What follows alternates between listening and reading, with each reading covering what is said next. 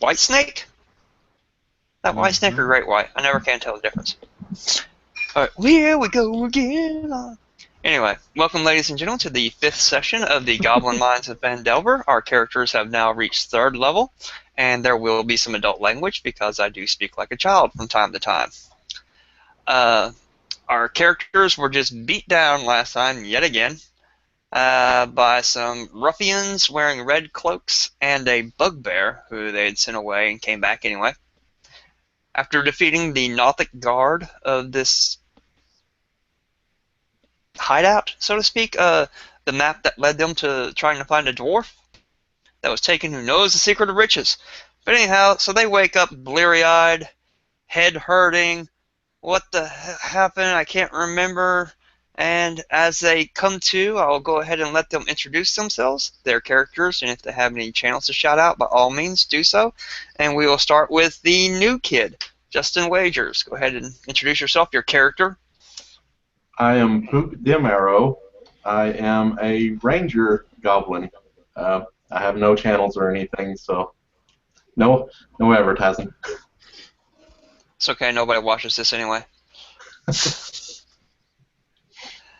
And what about Pook Demarrow? Anything else you'd like to tell us about him? Even though he is considered, I guess, an evil type of monster, he does try to look after any teammates that he may have, although he is definitely out for himself in the end. Yeah, I definitely hold that while goblins are evil, they are also very communal among each other. Alright, and next we will have Tony Thompson with Bedux.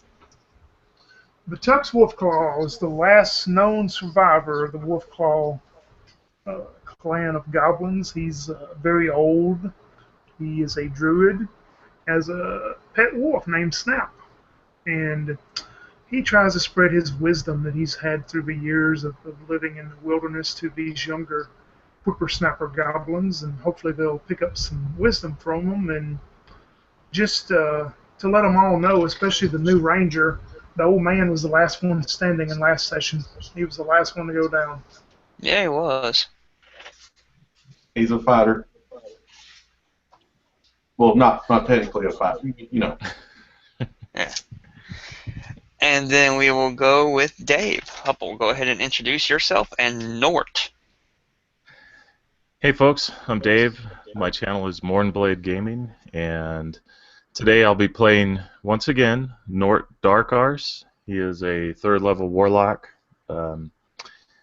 He's a pretty young man of age 20, putrid green skin with black splotches. He black dreadlocked hair with green tinges, kind of highlights. He paid a lot to have that done. He has bright yellow eyes. He cuts an imposing figure at 3 feet. Normally he'd carry a crudely fashioned blackened hook of femur bone. It appears to be dripped in fresh gore and blood, but they've probably taken that away from him, being that's his focus. Oh yeah. So as he sits in shackles, he's kind of sitting to himself, mulling over an old rhyme that he knew. Pieces of 8, pieces of 8. We watch and we wait. We look at their plunder, and we'll tear them asunder. And he just kind of twitches and mutters to himself a little bit. He's kind of disgusted with his poor portrayal of skills lately. He's been kind of silently calling out to his patron for help. Help and aiming. Yeah, help and aiming. Alright, and then last but definitely not least, Drek the Killer, played back. I'm not even going to try to. Ashker. How's that? I just love the way you say it. Can we call you Otter? Yeah, that's Otar. much better. Yeah, that's much better. Oh yeah. Otar. Otar. I like that. Yeah, since we were discussing it earlier about dwarves, I use Icelandic for my dwarven. Sounds a lot cool. Þá tala ég bara svona og þú skilur ekki neitt. Yeah, I'm playing Greg the Killer. As you can see, he's the Gandalf of goblins. Uh, Not really. Uh, he is a very selfish goblin, as goblins are. And yeah, he's just a wild magic sorcerer, so he's just winging it all along. He is a folk hero, has the background, since he is a killer. He kills, and that's why he's popular among his people. Um, The plan is always for everybody to rush in and occupy the enemies by letting them bash you in the head with their axes and their knives and their swords, while Brett the Killer kills them. and he actually believes that they are distracting them, so he can kill them. He is the hero. It did not work so well last time. Yeah, but he's alive, and he feels no harm, no foul, or I meant to do that. That's sort of his thing now. I meant to do that. So when he wakes up with his terrible hangover, the first thing he notices that his brand new crown is missing. The one still with the skull of the orc on it. His helmet crown.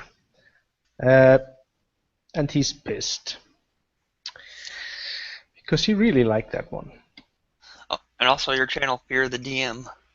Oh, yeah. Yeah, about that. Yeah, eventually I will get back to that. Continue on my mythical Iceland setting of sorts.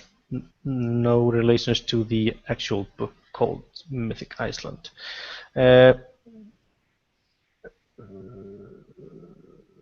Yeah, and it's Fear, the DM, which is a pun on my Icelandic name, Óttar. What means fear? Basically the plural of fear. Yeah. Well, Fears. Goddamn fears. Yeah, he's pissed, and yeah, that's about it. Yeah. Alright, so you all will start to wake up and come to, like rubbing your eyes, like, or trying to, and then you'll notice that your hands are shackled behind you to the wall, and you're kind of jumped in this cell together, and then across in the cell outside of the bars, there's this mean, ugly bugbear, the one that was left alive out there, and he's growling at you all. His big evil face gets right near the bars to look at you, and like,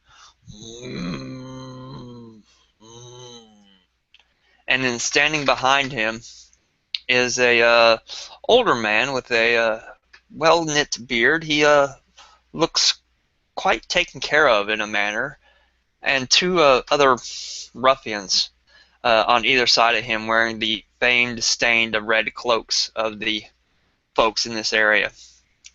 But the well-kept man with his well-kept beard and hair, he's holding a big crystal shiny glass staff, and he's standing right behind the bugbear. And he's like, welcome, welcome, welcome to my cells. I see you all have now started to come to now. Allow me to introduce myself. I am Yarmo. However, most of my people here refer to me as Glassstaff because of, you can see this beauty of a thing that I wield the power of. But anyway, I believe that you all have gone rogue, so they say, and have slain my guard and a couple of this guy's henchmen, right? Is this not true? They attacked first. Well, what are you doing here? Looks over at Batux. Following him. Batux raises his head up and he looks very weak at this moment. of going down in the battle that they had before, and he looks up and he's like, we came to see if there was any assistance that we could give. And he looks over back and forth, up and down the wall towards his teammates, and I don't know. I think they took it the wrong way. We could have been of some assistance to you, but it seems like we're past that point now. And he just kind of lowers his head back down.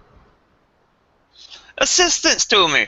By breaking in and killing my guards, you come to assist me in that manner. Obviously, a disagreement. Yes, very much. Disagree. I say Goblin is master race. They say bugbear. Total disagreement. So I kill him. So you killed the bugbear? Yes. This ugly looking thing right here. And the bugbear look at him and just growl back at him. Not this one. The other one. The other one died. This one just stupid. He ran out. Yeah, there were three. My patron. I sent him and his friends to help me keep an eye on me, you know? And now you killed two of them, leaving just the one here. I sent some of my men down to your hideout where we were working with you, so I know what that is. And we found some other dead bugbears down there. Did you all have anything to do with that? They stupid too. And I wish this one died. I wish this one died because he's most ugly. And I'm also hearing reports from some of the other pins in Phandalin that there had been orcs raiding up in Wyvern Tor. And that apparently some ranger went up there to take care of them, but apparently they've all been slain and ran off, and he found goblin tracks around that area. You wouldn't happen to know anything about that now, would you? Orcs ugly too? Pook just smiles really evilly and spits on the ground. So, what you're telling me is you came here to kill bugbears and orcs and various things like that, right? You want the goblins for the goblin tribe, right? That's what you're trying to tell me. Goblin is master race. Now, what do you think about us and our kind? Would you possibly work with us in this regard? Human is tasty. Yeah, Sound like you could make some good Italian food. Which, by the way, I just found out that is nationalist as fuck.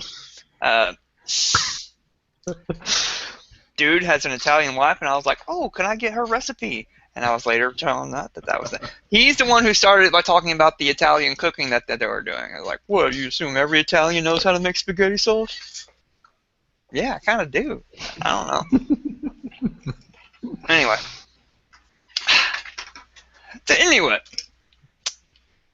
Is there a possibility of you all working with the humans in a manner, or at least leaving us alone? What are you offering? The bugbear just kind of turns around and looks at him a little bit, and he's like, hey, because... And then suddenly, from behind the bugbear, a dagger comes and sticks in the bugbear's throat, as Glassstaff will put his dagger from around on him like that and stick it in his throat. And the bugbear all floating around. He's like, I don't know about you all, but I'm tired of these creatures. I made this pact with this guy, and he helped me set up my gig here. I'd take over Phandalin, and I'd run Phandalin with these people, these humans. And I don't want any more dealing with these bugbears and these creatures and these goblins. No offense, but you all are just as ugly to me as I am to you. So what say we make an arrangement where I allow you all to leave this place. You can have all your arms and armor back. You go to the Cragma Castle. You kill the King Claw and bugbears and all that crap. You bring me back a map. And I let you have all your gems and jewelry back. Because you all had quite the collection, I might add. Sizable treasure. You bring me back that map. You kill King Crow. and you can take over the Cragmoss. As far as I'm concerned, I want nothing to do with them anymore. You all want the Goblin Master Race, right? That's what you want. This is what I want. How about we work together? Can we eat the king? I'm not sure what your ways are or anything. I'm just a human, and but hey, you're goblins. That's what you do. That's what you do. I got nothing to do with that. Can I keep his crown? But that's between you all. Y'all figured out who gets to be the new king. Do you have my crown? Well, yes, I do. If you're referring to that stupid orc-made thing that's still got a bit of a skull attached to it, actually, it's got a skull attached. It's quite unnerving. I was thinking about possibly selling it down back at Neverwinter as some art. There's always some fool there wanting to hang something on his wall. But I tell you what, you'll do this, you'll bring me back the map, I give you a crown back. I want along my with crown all now. your gold. I want you crown want the now. crown now? Oh, It's well, my helmet crown. It is necessary. It is magical. It is my precious.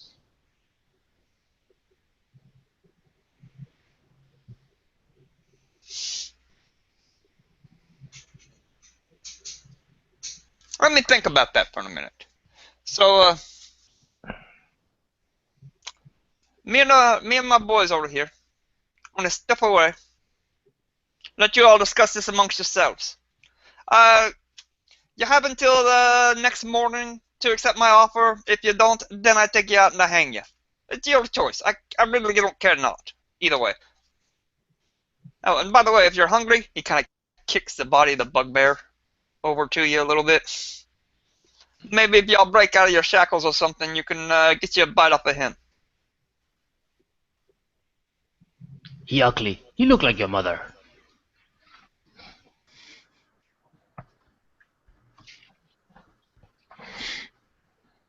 Such fine accommodation.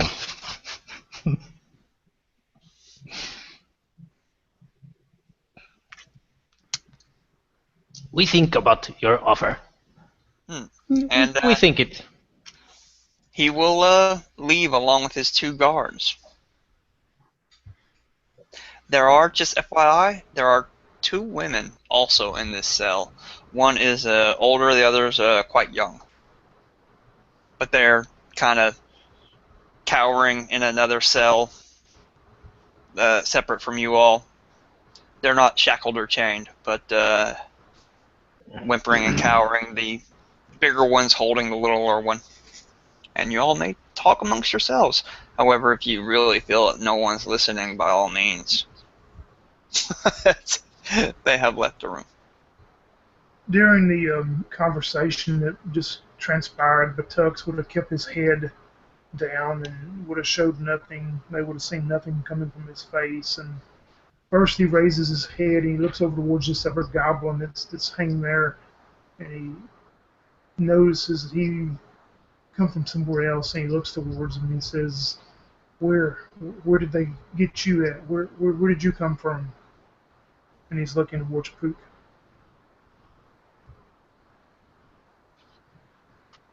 Pook doesn't remember. Pook come from the mountains. Was hunting. Hit on the back of the head. And then Batux notices that, looking on down the line and seeing these 2 women you also described, he notices that one of their members is no longer with them, and he notices that Scrabbles is not chained on the wall, and he remembers Scrabbles being down, and he probably thinks it's not turned out well, and so he looks towards Drek, he looks towards Nort. I see we have no choice but to do what this human wants us to do. At least we'll have freedom for a while longer. Bargaining with our lives.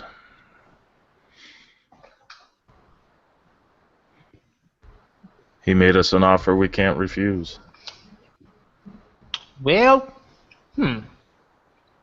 I'm still thinking. How's that going for you?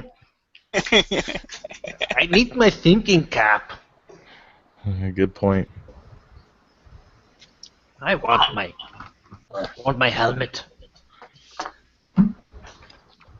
Just FYI, I'm assuming that eventually y'all were going to kill Crawl and take over the Kragmaw clan for yourself anyway, right? I mean,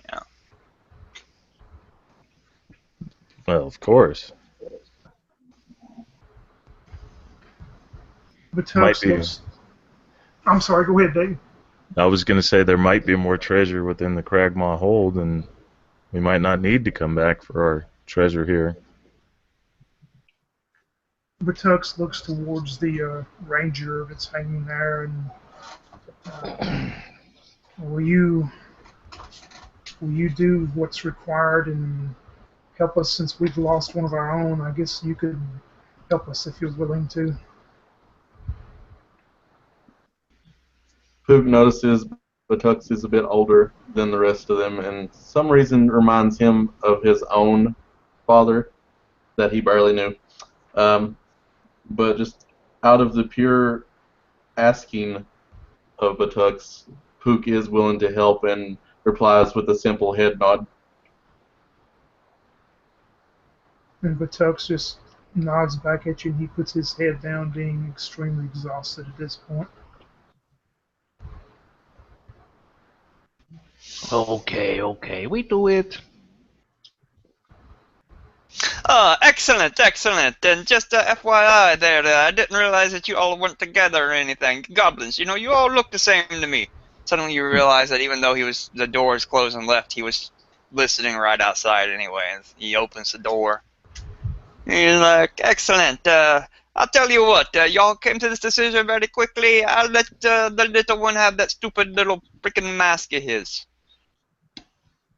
But go ahead, everybody, unchain them and let them out, and then we put the bag over your head. We show you to the outside and give you your weapons back. Okay? Agreed. Okay. Okay. Yeah. That's what I'm talking about. Shall we? Never mind. No need to shake on it. And you all will be unchained, and you'll be Goblins are unchained from there, and unchained. then manacled each, but one at a time. You'll be unchained from the wall, but then manacled, and a hood put over your head. And then the next one, and then the next one, and then the next one. And as long as nobody offers any other resistance, you will be led past a door or two or three, twisted and turned this way, that way.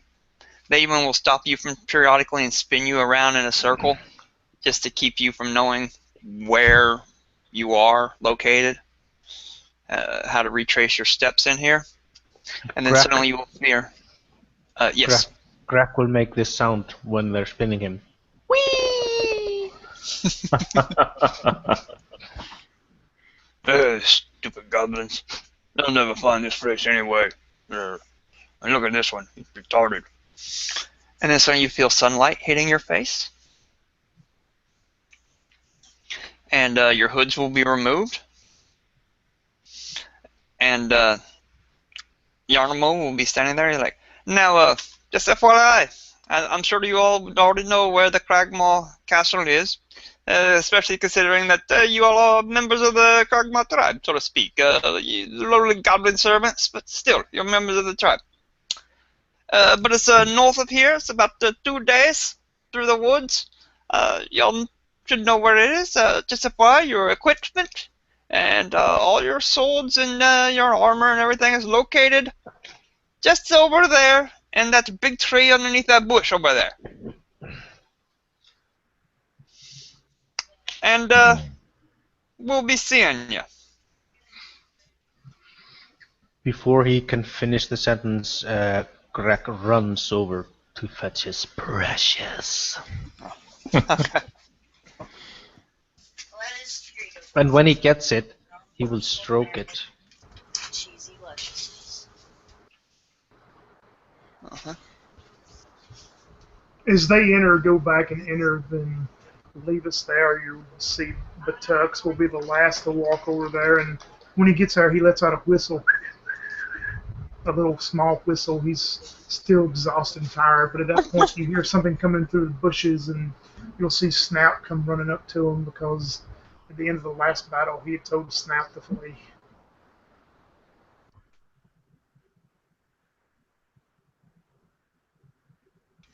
And Snap had waited patiently until you called and whistled to him, and he is now there again. When you all are rummaging around through the tree, you'll look behind you, and they have vanished behind some bushes and shrubbery. You would assume that they're somewhere near an entrance to their hideout, but they immediately left. They didn't wait for you all to grab your weapons and turn around and shoot them.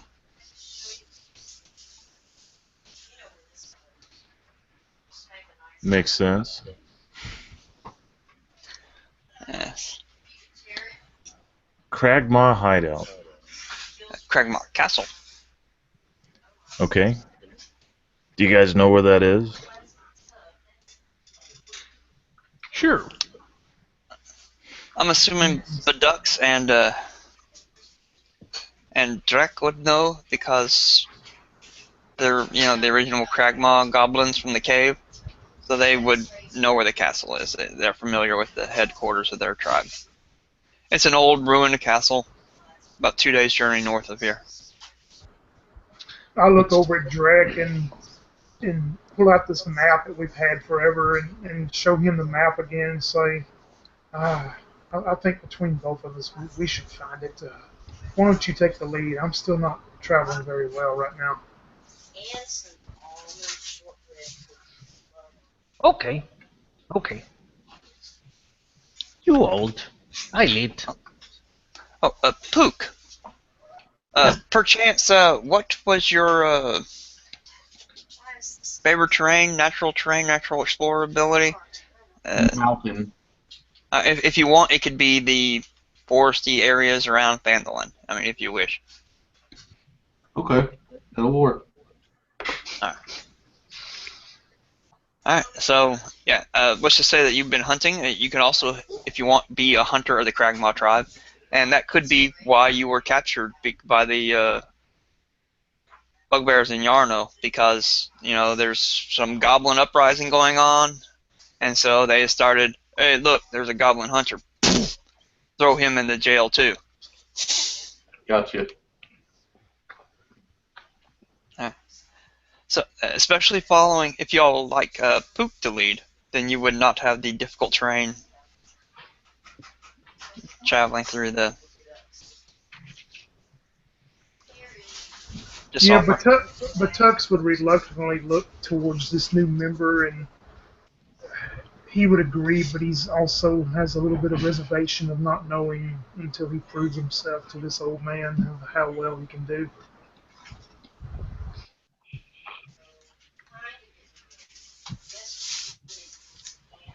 It's in this moment that Gregor realizes that he actually may know Pook, and he asks him, Pook, are you son of Crack? How do you know, Crack? Oh, my father, him were friend. He killed my father, and Oh, it was very good looking kill. uh, Very lucky. I kill Crack. Oh, wow. I think you are very good goblin. He stands proudly for a second and then realizes he looked stupid, so goes back to doing what he was doing. Maybe you can lead us to where we're going. Is orcs or bugbears there? No. There are no orcs, but there are bugbears. Greg says loves no. killing bugbears. Oh, they are. Many. point me in the right direction. I will find them. Oh, I thought you knew the way. You can also know where the Cragmaw Castle is. If you, truthfully, I don't really see any reason why Nort might not. I mean, I can see why Shatid would not have known. But what about Nort? Because this is, like the Goblin slash Cragmaw tribe of mixed humanoids. Not just goblins, but bugbears and hobgoblins and, ragtag, munchity munch of people. Okay, It's that would the big make city. sense. It's the big city. Yeah. All right. Alright, so you can go there. And just remember, Yarnamo will give you all your coins back if you bring him back the map from the door. He's got all your coin. All your gems, all your shinies. Mm. Oh, the king has a map, and he wants the map from the king. Did he give the Italian glass guy? Did he give us a more accurate description of what map we're looking for? Because let's say there are 10 maps there. Oh, let's just say he did specify, and you'll know the map. I can't think of anything like, is the map marked with a crescent moon on 2 stars or some crap on the case? But yeah, that's the one he's looking for. The one to the lost Wayback Cave. Yeah, Grak has forgotten. Totally forgot what he was describing. He just did not care. And I rolled for random encounters. You all do not have any, especially probably due to the finally having a ranger to maneuver you through these brambles and briars of this new growth forest. In case y'all are wondering, old growth forest is really easy to travel through because you're talking about really huge trees. New growth forest, not so easy to go through because you got all those thorn britches and bretches and such like that growing up, briar patches. And the tall trees with the thick canopy has not overtaken it to kill all that stuff out and suffocate it from sunlight. So it's really difficult terrain. It's horrible going through here. But eventually you will see up ahead of you in a small little cut clearing, after the second day, the ruined towers of the Cragmaw Castle up before you. Randall, this might help you with your bellyache. There are only, at the front there are 2 towers up ahead, and they're partially crumbling. And the walls that you all have been here before, you know that while the towers and everything, it looks like an old crumbly castle, the floors are still somewhat good. It's just the upper levels that are not traveled upon and used. Michael, Yes. I have to tell you something. Yes. Maid's armor every day. Yeah, it takes a spell slot and you're mage armored. Yeah, and I roll a percentile now because I get a 1. And somewhere during the beginning of the day, I'm surrounded by faint ethereal music for 1 minute.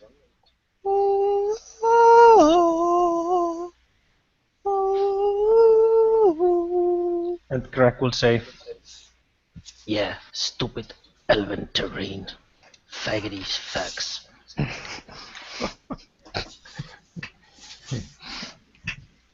We're in a movie.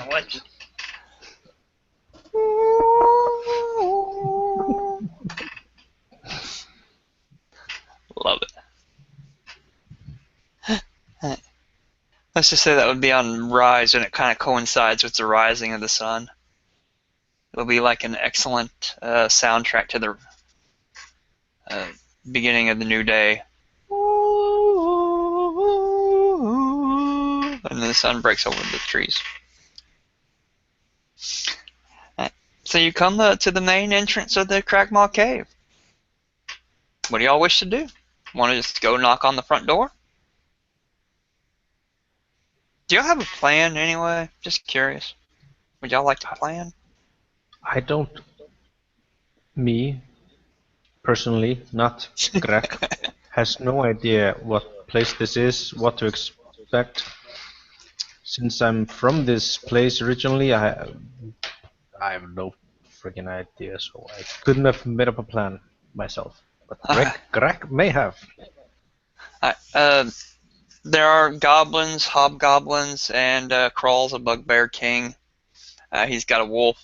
Y'all haven't been here in a few months, so things have definitely changed since the last time you were here. So it's not like I'm going to give you a map or anything, but you do know that there are goblins and hobgoblins and Crawl the bugbear king. There may be people coming, people going. Normally the goblins, you all goblin kind, are the main uh, populace of the Cragmaw Keep and are also the servitor class. Would we have, I guess, prior knowledge of knowing probably where to go in at as far as if there's any traps or the best place for us to sneak in? We'd probably have knowledge of that. Huh? You do know that there are traps periodically, but they keep change. I mean, they change periodically, so I mean, you can never tell like, oh, back when we were here, but you know, it changes like on a weekly basis where people trap things. But It's a often a back running door. joke. Sorry. Y'all do know that there's a side door that leads into the goblin kitchen. But this is a place where we would fit in and nobody would sort of wonder. We'd just walk right in there and they'd be like, stupid goblins. I mean, somebody might ask you what you're doing, you know, what's up, but yeah, it's not immediately like see you roll initiative. Well, we could Unlike easily just elves. say we're going to. Elves. We're here on behalf of Migosh to speak to the king, and we would definitely probably get audience. We just go right in there. Would we know how well guarded the king is usually, or is it like it's probably a big bad brute, the king, so he wouldn't need protection anyway from goblins. You know, he's always got his faithful doggy, big doggy with him, always. And there's a couple hobgoblin, well-armed and armored guards outside of his chamber.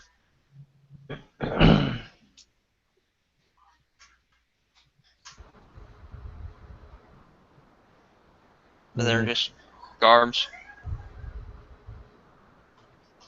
Hobgoblins? Yeah. Is the king a hobgoblin? He is a bugbear. He's a bugbear? How did that happen? Okay. He is an exceptionally old, cantankerous hobgoblin named Grawl. He's still the biggest, baddest in there, but he's also kind of hunched over with age, and his red hair coming out all over the place is now almost sandy and tinged with white. He is hunched over to old age, but he still packs a big wallop.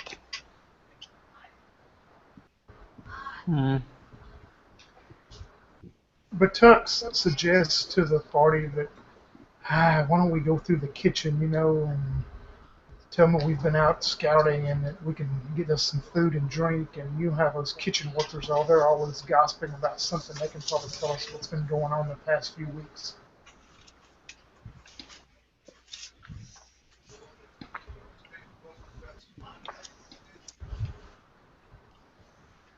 That could work.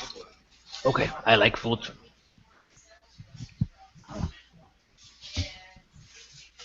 Okay. If you all walk over, and you can sneak around into the woods a little bit to get over. Where is it? I'm just looking at this goblin's name real quick. I got a kitchen guy.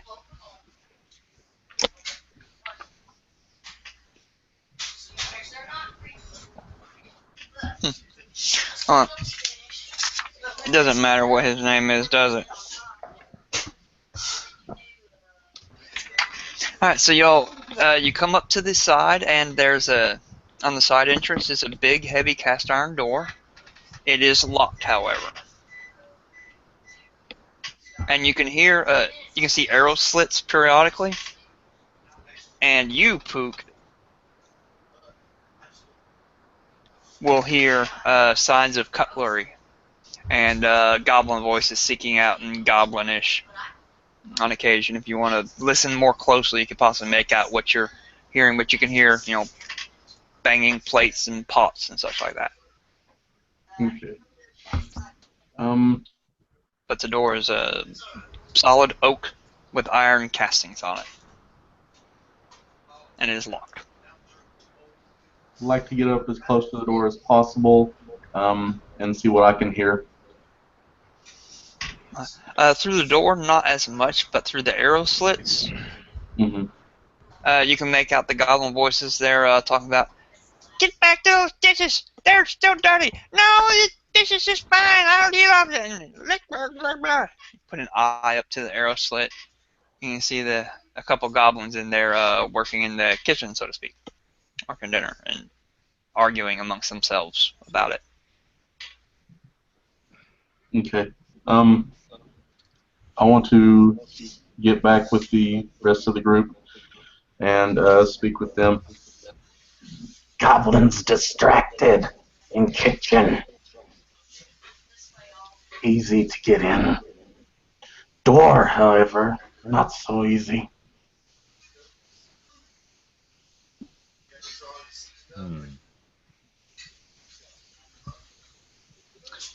And Greg the killer walks up to the door and he bangs on it.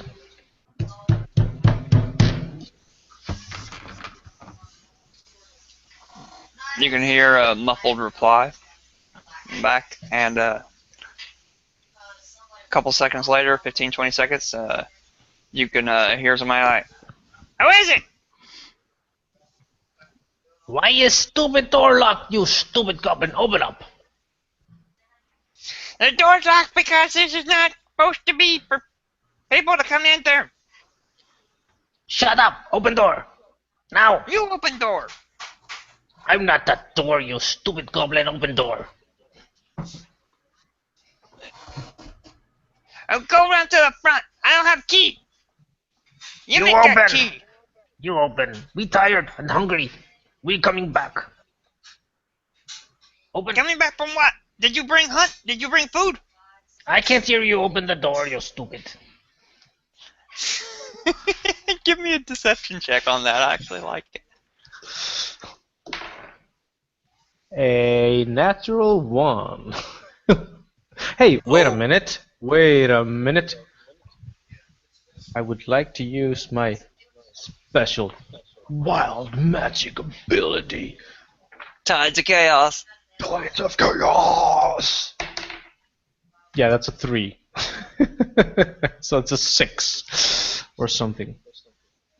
No, I'm not gonna open door to be able to hear your explanation for why I ought to open door.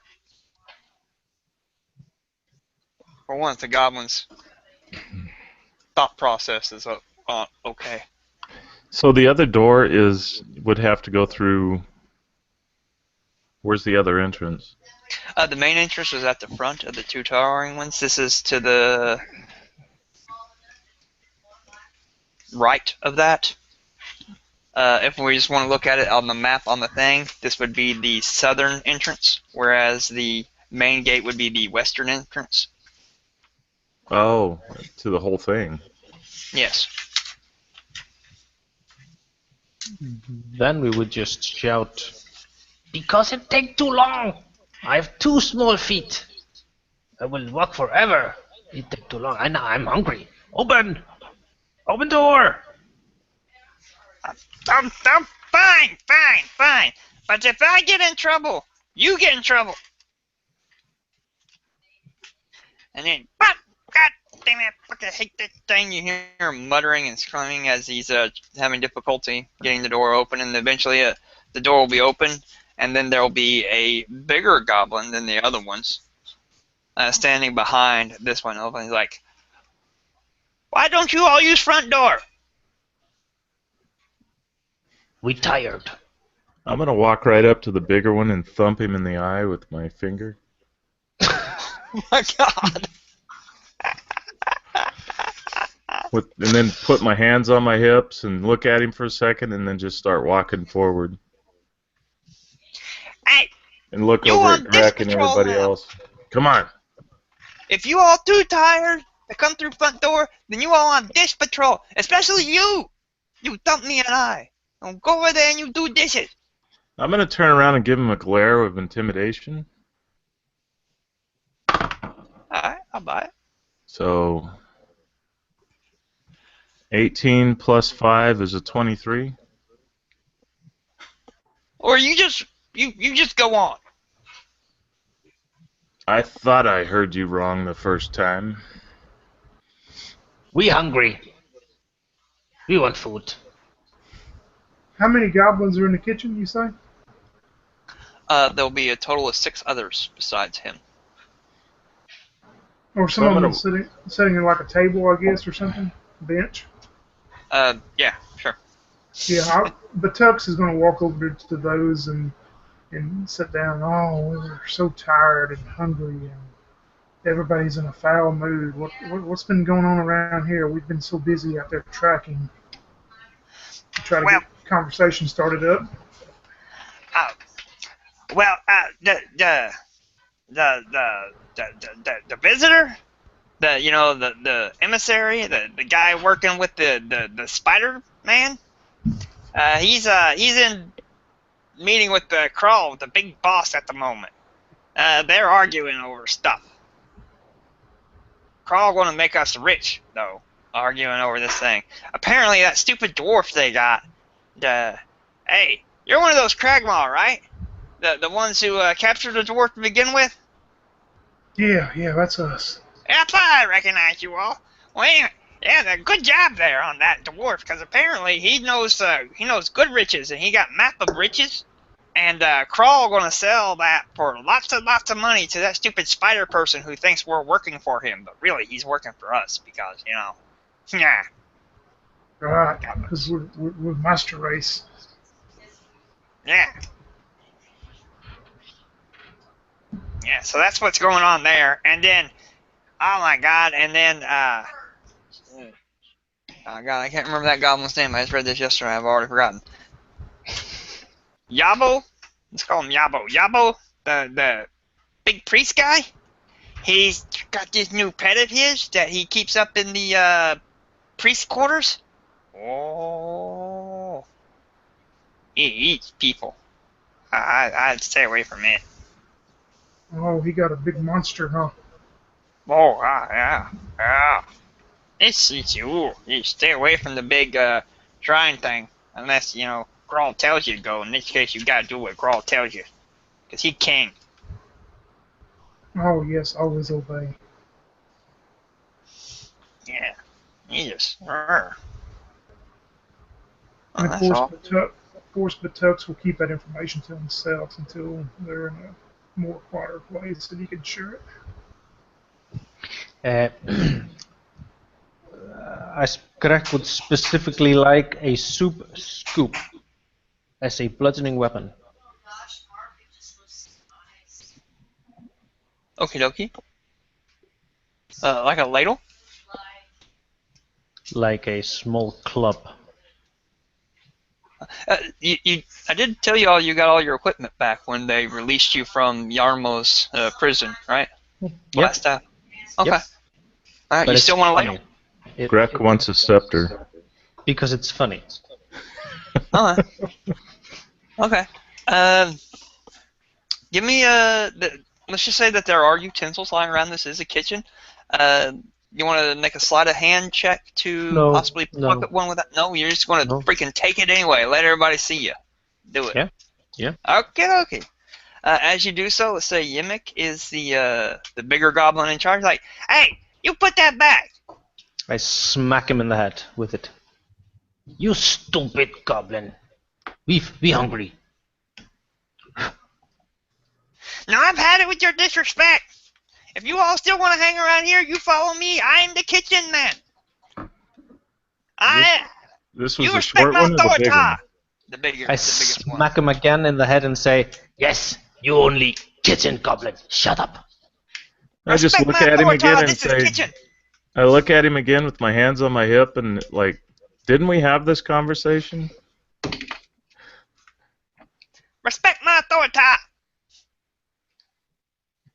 Kook acts overly excited, runs up and jabs him in the eye. Remember conversation. And I smack him in the head twice again. Stupid goblin.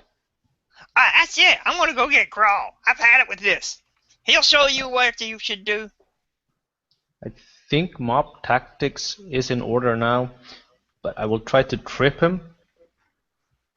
And as he tries to walk away, and That would be a grapple action, so it's pretty much a opposed strength check versus his acrobatics check.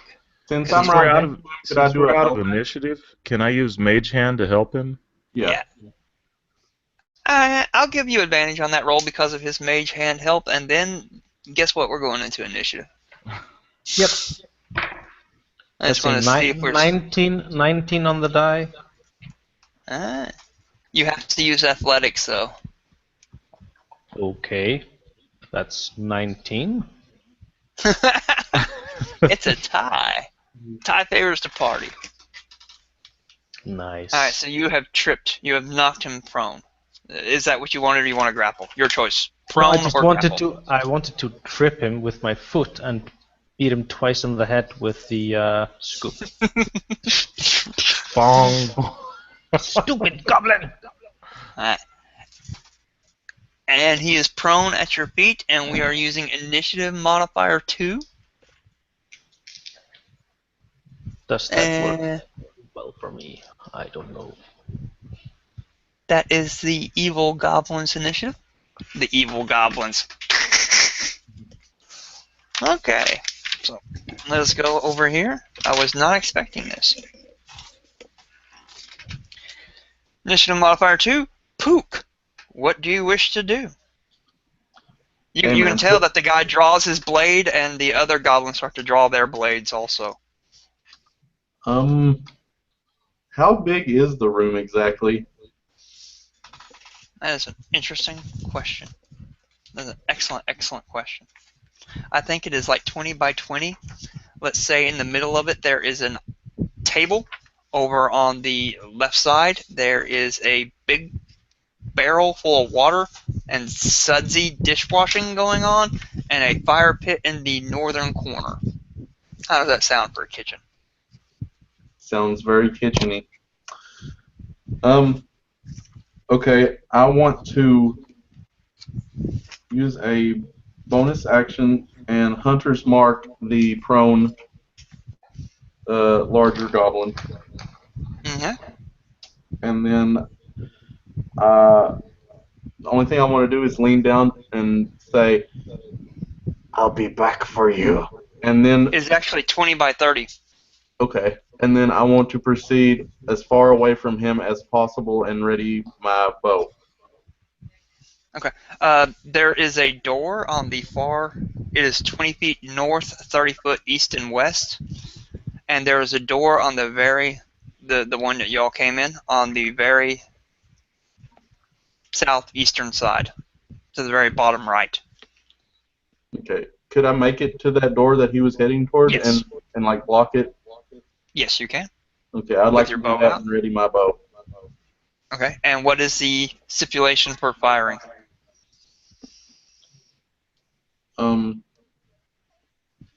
In case he gets up and makes it close, or tries to get up and get out the door.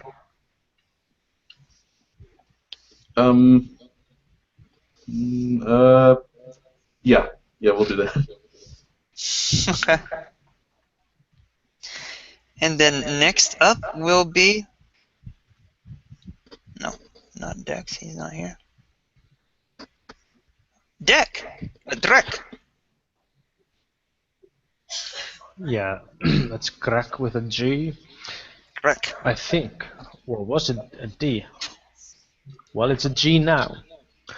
Them wild mages. So there are 6 of them. Screw that. I'm beating the that guy in the head. Okay. Do I get advantage since he's prone? You do. So that's a it's the strength. It's basically a club. Yeah. So that's a 13 to hit. I Are you believe that'll doing hit a are you doing non-shielded subdual goblin. damage or? Psst. Subdual. What?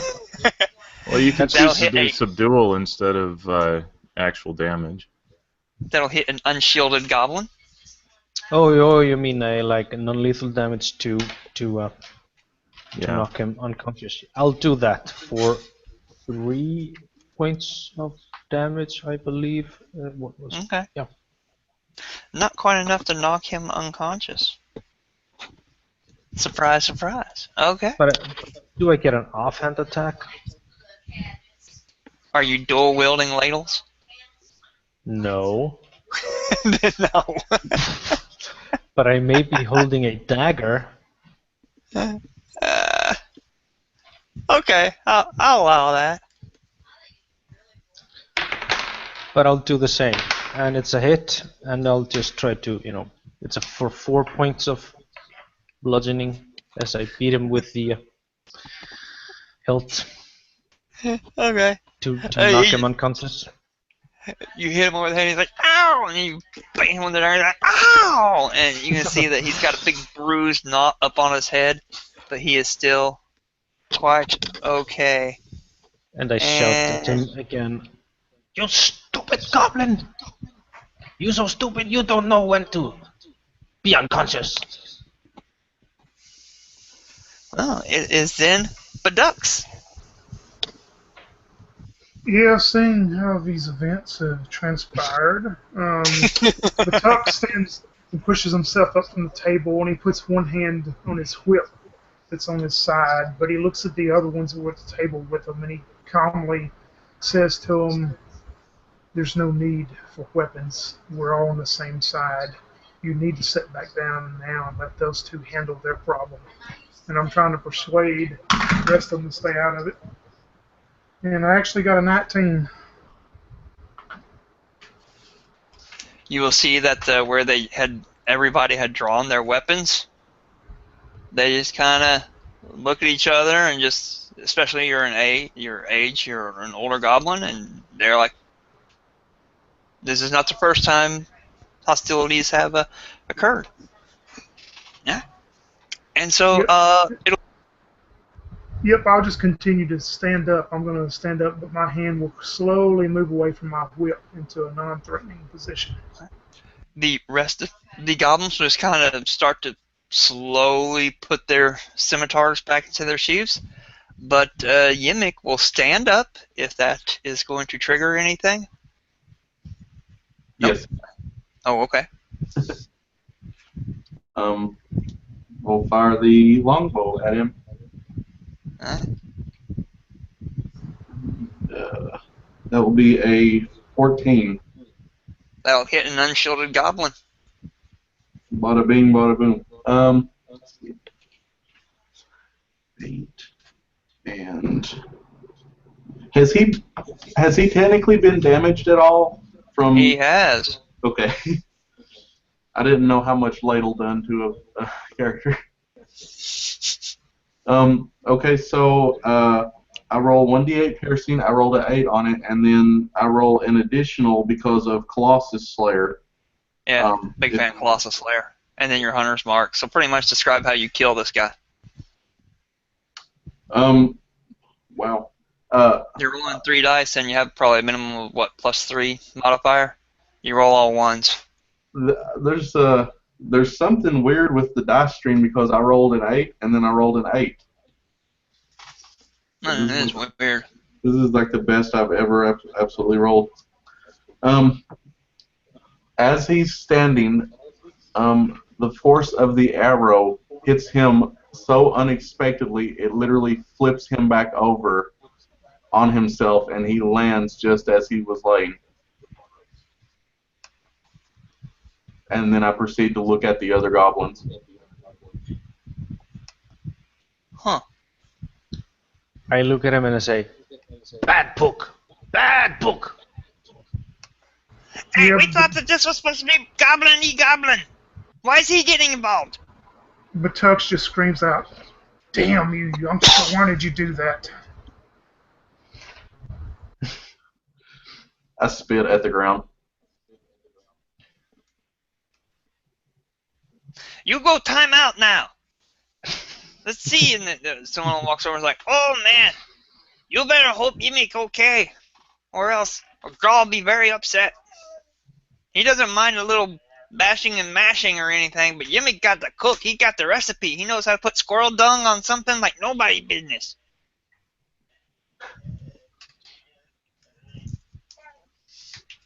You know he.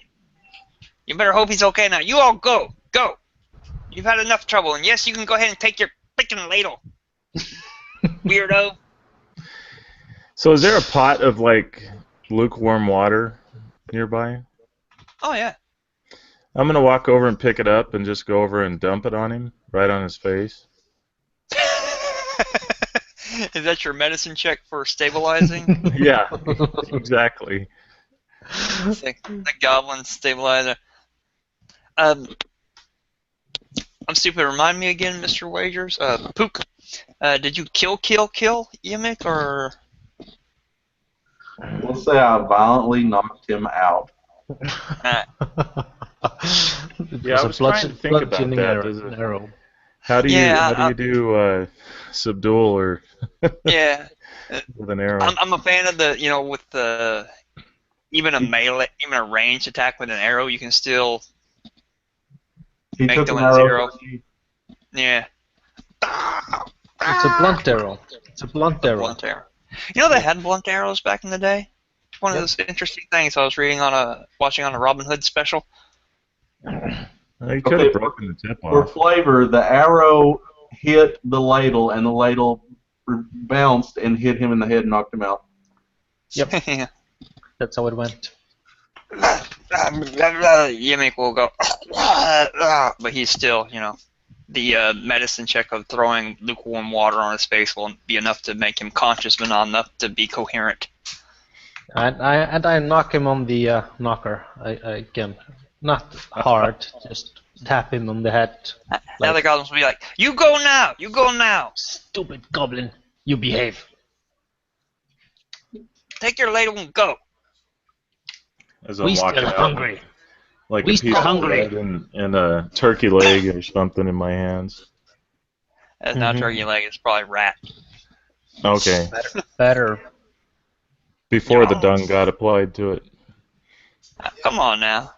Squirrel dung, good Right. seasoning for goblins. Mhm. Fried rat leg. Rat on a stick. My favorite after human. It's my favorite in the world. Not a bad American accent. Why, thank you, master. So, Greg would be eating like a rat on a stick, holding the ladle and like.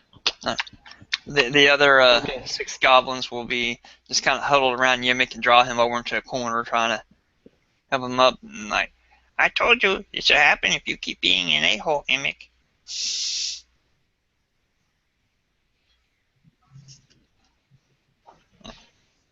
So, what would y'all like to do now? That was what Greg would be doing while he would be walking out of the room. Okay. Alright, anybody else? Anything? No, I'd basically wait till we get out to another area where it's just us, and then I would share the information I found out about the chief, and he's meeting with somebody and about the dwarf's mouth, and to stay away from the priest quarters. Okay. As you exit this kitchen area, you know where the priest quarters will be to immediately almost past the kitchen to the left. at a door, and to the right, across from that, is the king's antechamber, where his hobgoblin guards hang out.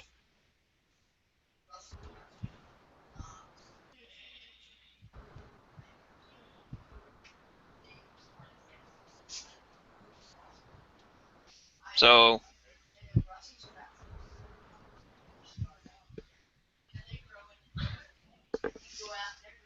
Maybe we tell one of the hobgoblin that stupid goblin in the kitchen say his sister is ugly. And his mother is a hamster. Then one hobgoblin will go and beat him. I will give him this, and he will take it. Then there will be only one hobgoblin. Maybe both will go.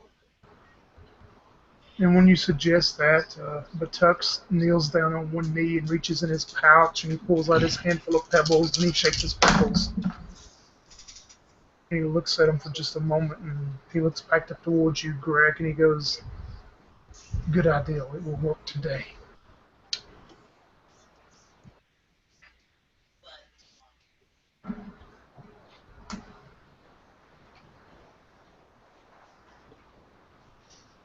okay.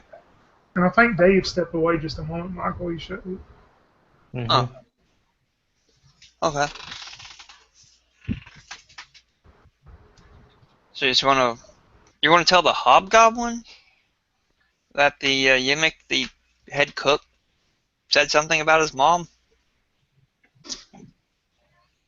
That's an idea. Okay. Crack is just bouncing off ideas. Okay. Just you know that the king always has a general rule 2 hobgoblin guards. So just.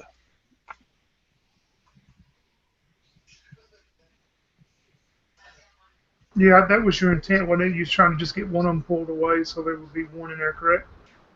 Mm-hmm. So, Dave, are you trying to communicate with us? Yeah, muted.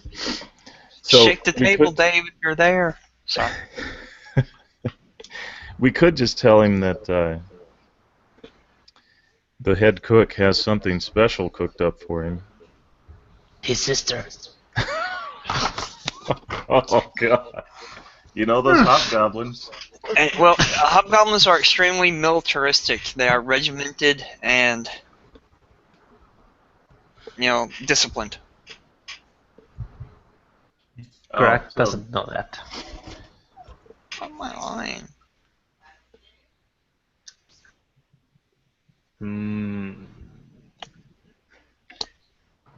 Maybe we can do illusion. Make them think a monster is coming and they run. Crying baby! Crying baby! No, maybe we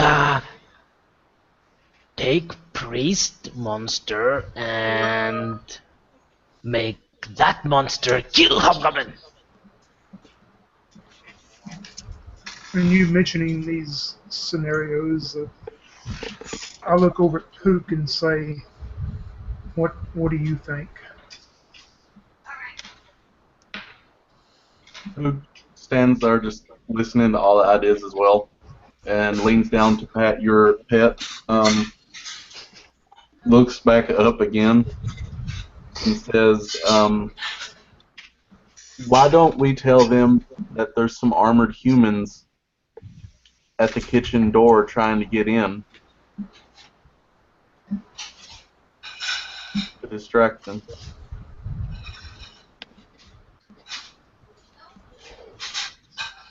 Tell them that Yimmick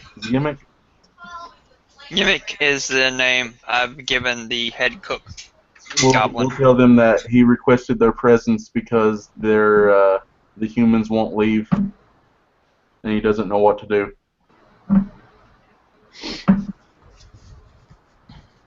Would we know whether this idea would work. These hobgoblins, are there other measures like other guards that would be like the default system of how things work there?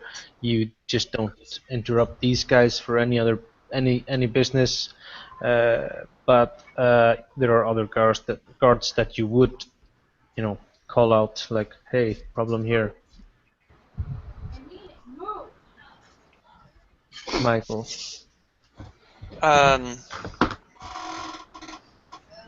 really wouldn't be too many other guards that would hear besides the two there. I mean, it depends Oh. on how loud. No, I mean, I'm just thinking whether is there like this, are there many guards there? Are these two guards the hobgoblins? Are they like the royal guards of the king's guards that never move, that follow the king all everywhere he goes? But there are other guards that do other work, or are these the only guards around? I mean, they are just hobgoblins, and hobgoblins are all extremely soldier militarified. While they're on duty, they're not special. Like any hobgoblins could be his guards at the moment. They just happen to do guard duty at the moment, and so they won't break their guard duty unless relieved. Yeah, this is something that we would know perhaps or not. But they're not special. Yeah, no. That my question is whether we would know if this idea would work out or not. So to ask them to go to the kitchen because there's trouble, something fun about food, stewing, brewing, something. You know that they would definitely take some action into that, but they wouldn't necessarily abandon their post either. But they would take some action. They would notify, send word, give instructions, something. Yeah, would we know this? Would we find this a very clever idea or not? Because if there's, as a rule, are many other guards around, that's like the normal thing to do is to call them, or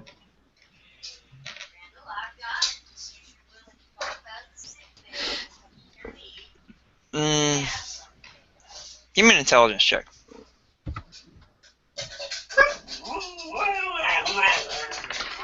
yeah, that's a 3. It's a good idea. Let's do it. That's a great idea.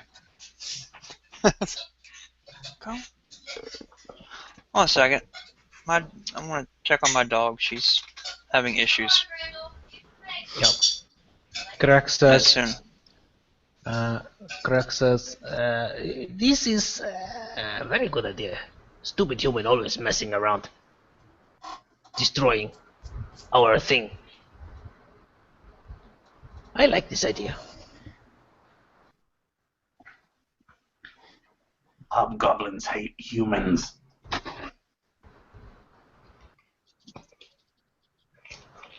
Why? Human is tasty. I like human. Hate to let human go to waste. Yes. I wish I had my hand belt. I would like a snack now. then he finishes rat on a stick.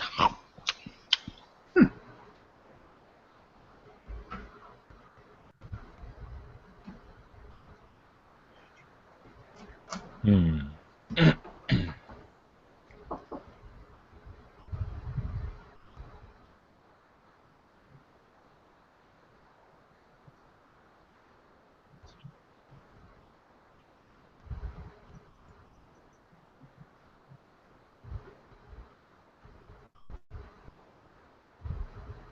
So, metagamingly, we have several ideas to insult their mothers and sisters, to tell them that humans are invading. And there's this thing about this monster that the priest has.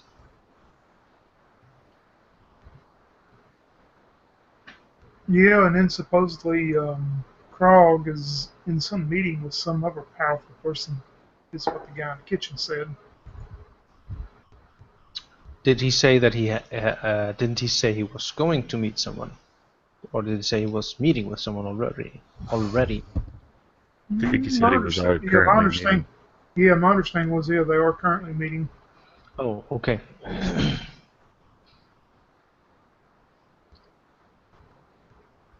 But there is this horrible monster uh, in the priest's chamber or whatever.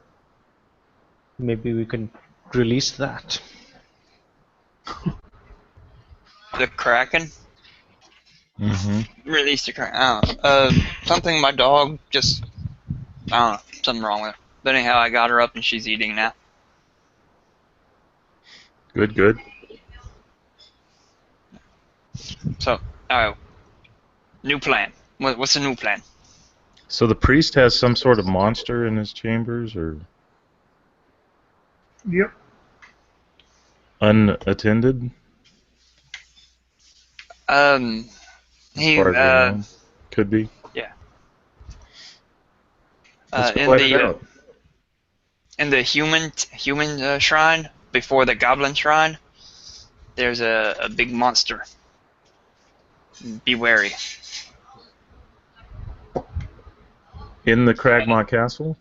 Yep, and it's when you come out of the kitchen area, you'll head north, and then almost immediately past the kitchen area, there's a door to the left. You know that's where the human shrine was before the Kragmoss took over. That was the description of where the goblin priest monster is. Beware of that. And to the right is a door that heads to the antechamber of the king, where the hobgoblin guards would be. So if we would set loose this monster, and if it's like a rampaging thing that would just run straight ahead, it would run straight into the king's chamber. Would it?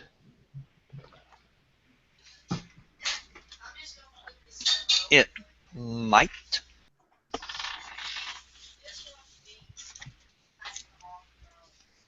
Yeah, I'm just trying to imagine the layout.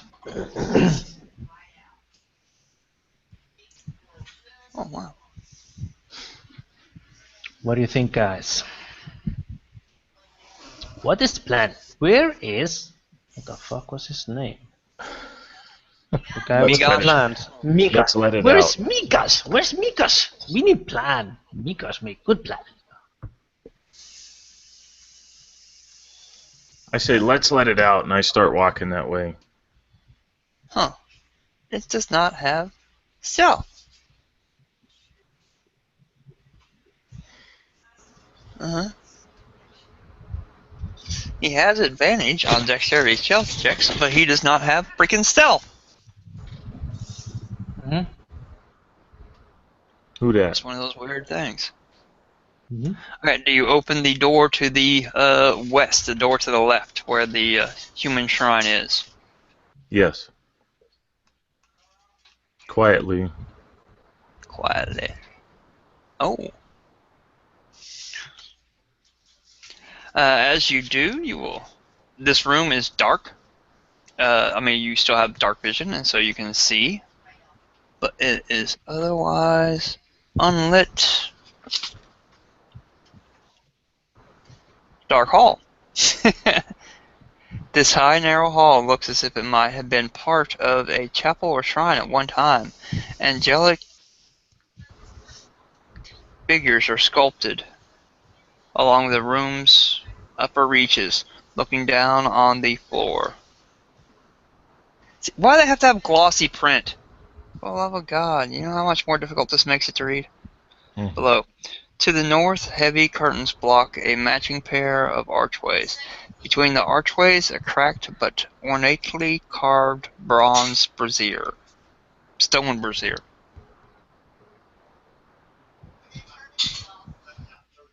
Pair of archways. Between the archways. Yeah, their descriptions suck. It is a 20 by 20 room There is a large double door on the northern corner of it. There are stone archways about halfway through, and a big stone brazier, burning ember fire pit, ornate, in the center of the room. Pictures of angels are etched into the upper reaches of this high-ceilinged hall. Otherwise, it looks empty. Otherwise, it looks empty. Now, you all do know that the double doors on the north end of the wall do head to the main goblin shrine area, where the goblin priest is and his acolytes, if there are any.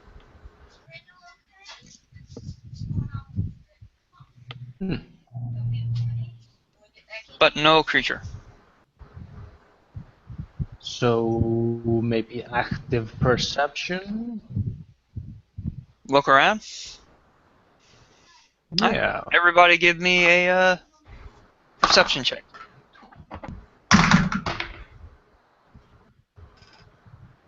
I got a 1, so I'm looking at the door over there. 14. Wow, look at that ladle. 14. What about you, Pook and Badutz? I got a 24. I had a 1 also, but 4 total. Alright, Pook.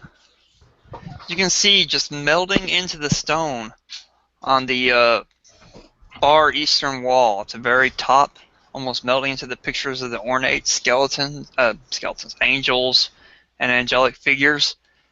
A gray, slimy, almost serpentine mess. He's almost chameleon-esque with his blending into the stonework in the upper reaches of that. And you can see that he's got little tentacles coming like a hookworm coming from his mouth. He is quite large. I'm going to call him large anyway. They don't call him large in here. Medium. Psst, whatever. Large. Large. He is quite large. He's just big boned. Yeah. Say 10, 15 feet long, 2.5 feet thick, snake serpentine-esque, with a big you can see it you can just tell slight flecking of his tentacles out of his mouth. Tentacled mouth. Serpent. That I'm sounds gonna scary. immediately just stop, like whatever I'm doing at the time, just totally dead, pause up and put my hand towards the other goblins and point toward that and say, Alright. say something not right. Badux and Nort, you rolled ones. You're like, what? Huh? What are you talking about? Was something over where? But I'll say that you can make out just a slight bit of movement in the western corner. Grek, the killer. Mm-hmm.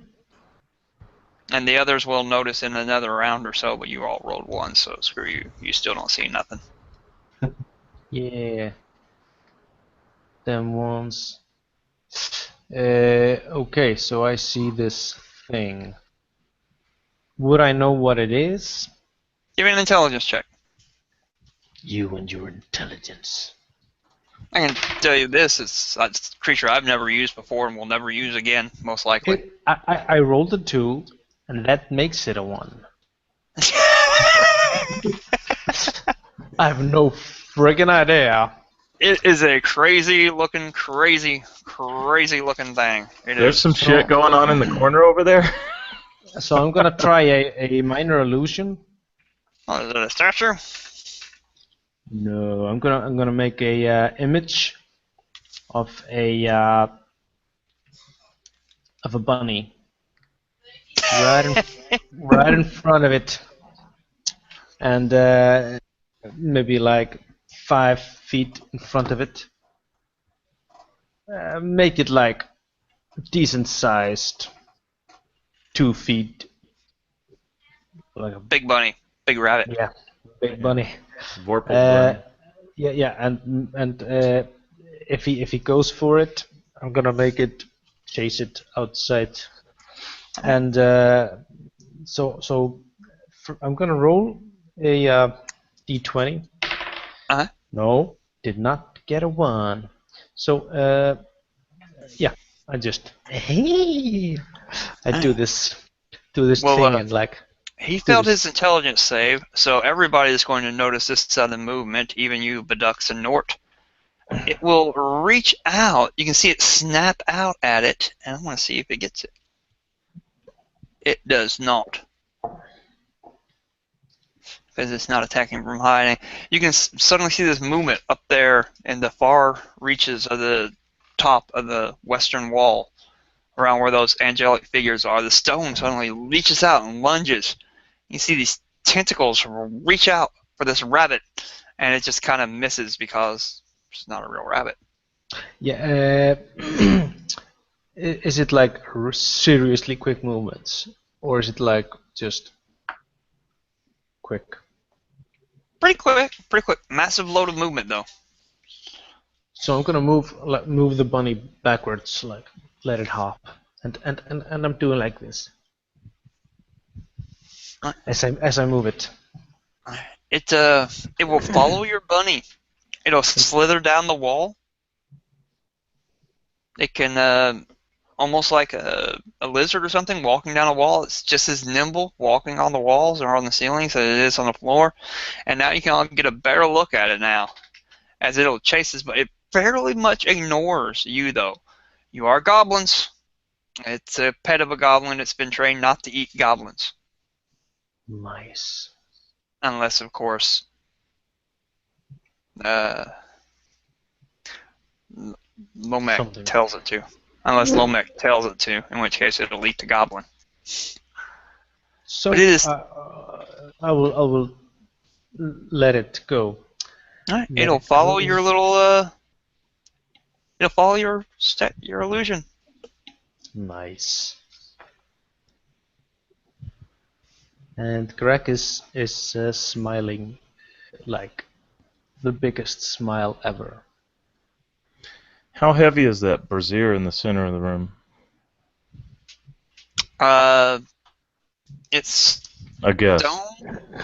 It is stone under further reading of it, Okay. and so I'm saying it is fairly heavy. It's a big stone fire pit, probably a couple 100 pounds.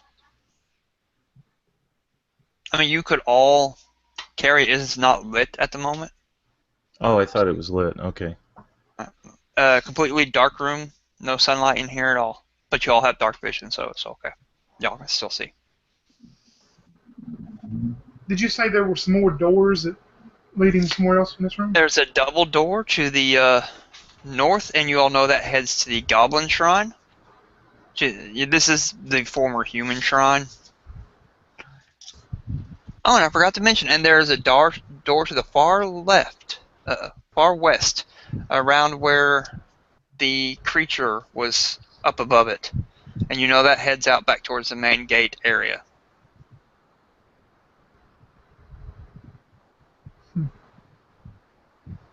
On your bottom wall, if you want to really put your head up to that bottom wall, you can make out sounds of goblins working in the kitchen. I don't think minor illusion works in this way. Can you not move the creature? I don't think.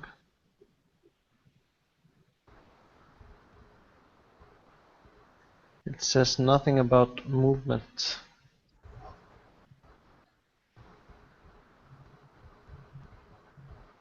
Hmm.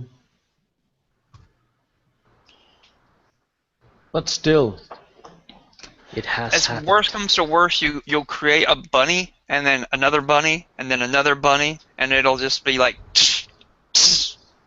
trying to get the bunnies. If you have to do another bunny every 5 feet. You could Yep. keep leading it out of the room. Yeah. Mm-hmm.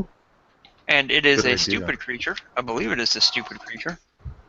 It looks stupid. It should be stupid. Yeah, it's a dumb creature. Yeah. It is actually stupid, yes. It is. I was looking at the stat block to see if Wizards to screw this one up. It's medium. No, it should be large. Is it stupid? No. Look, it's intelligent as crap. No. It's a stupid animal. It will follow your bunnies to wherever you want to go. The nice. Ah, okay.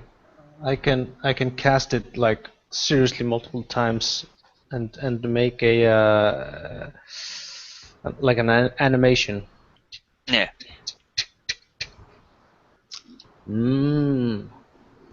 But it always changes color. No. And I'm assuming you want to lead it to the door to the king's antechamber? I think so. Yes. Yes. Right, now how would you all like to go about doing this with the monster and the door? I have an idea. I could walk up and act like I know one of the guards and act like I'm trying to talk to him. So I do have a pretty good deception. And distract the two because they're not going to leave probably, but as you're leading the monster up to the door, they're looking at this goblin trying to talk to him. What do you think?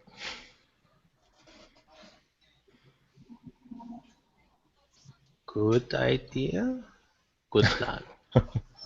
Good plan. Not Miko's good plan, but good plan. It's in the works. Migosh's plan is you all walk in there and hit him over the head. Use your head as decoy.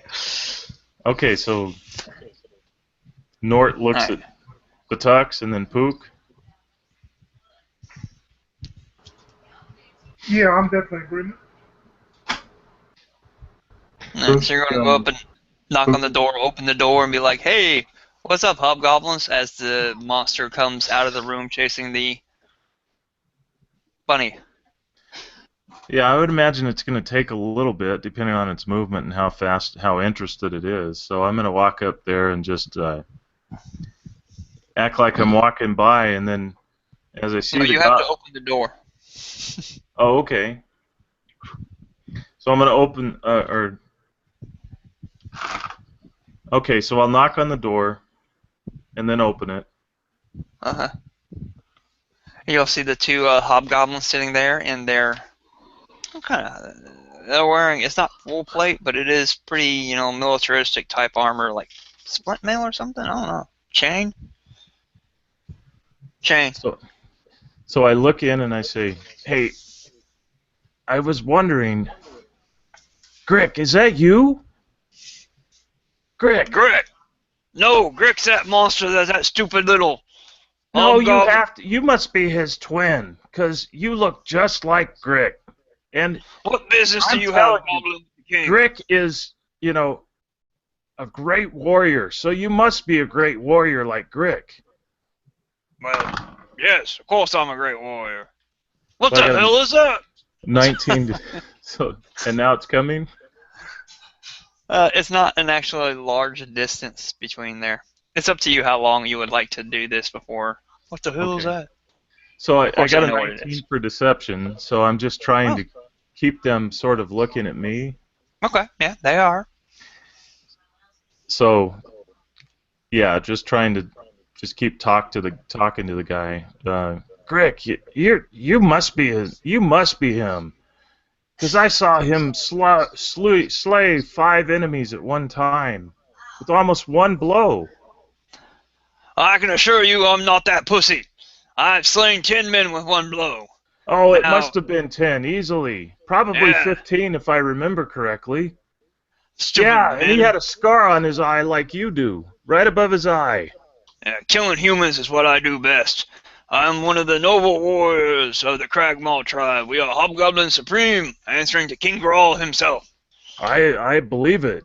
Look at the arms on this guy, and I'm looking at the other guy. I mean, and you too. You must have stories similar to this. Yes, you puny goblin, but this is not storytelling time. This is God time. We are on King Krawl's time now. What business do you have before the king? And it should be about now that the thing is coming around. Oh, What the hell is that?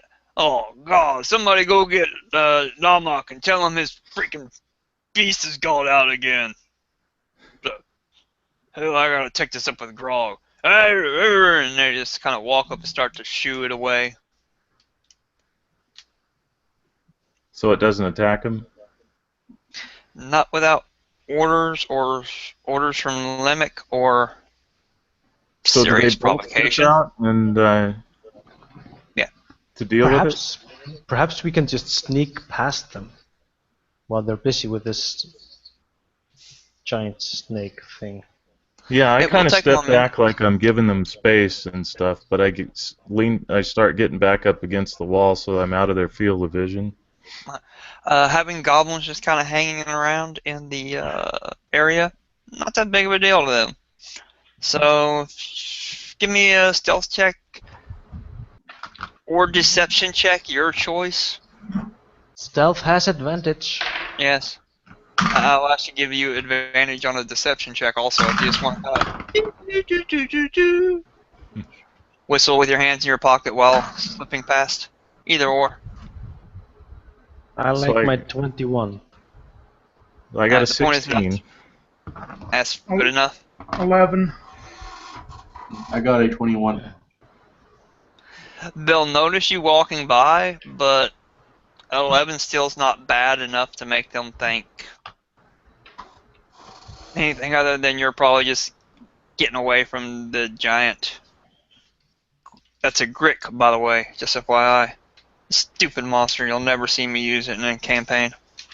So can we shut the door? Since they're past and out the door, we can shut the door, right? And does it lock from the inside? It can lock from there, yes.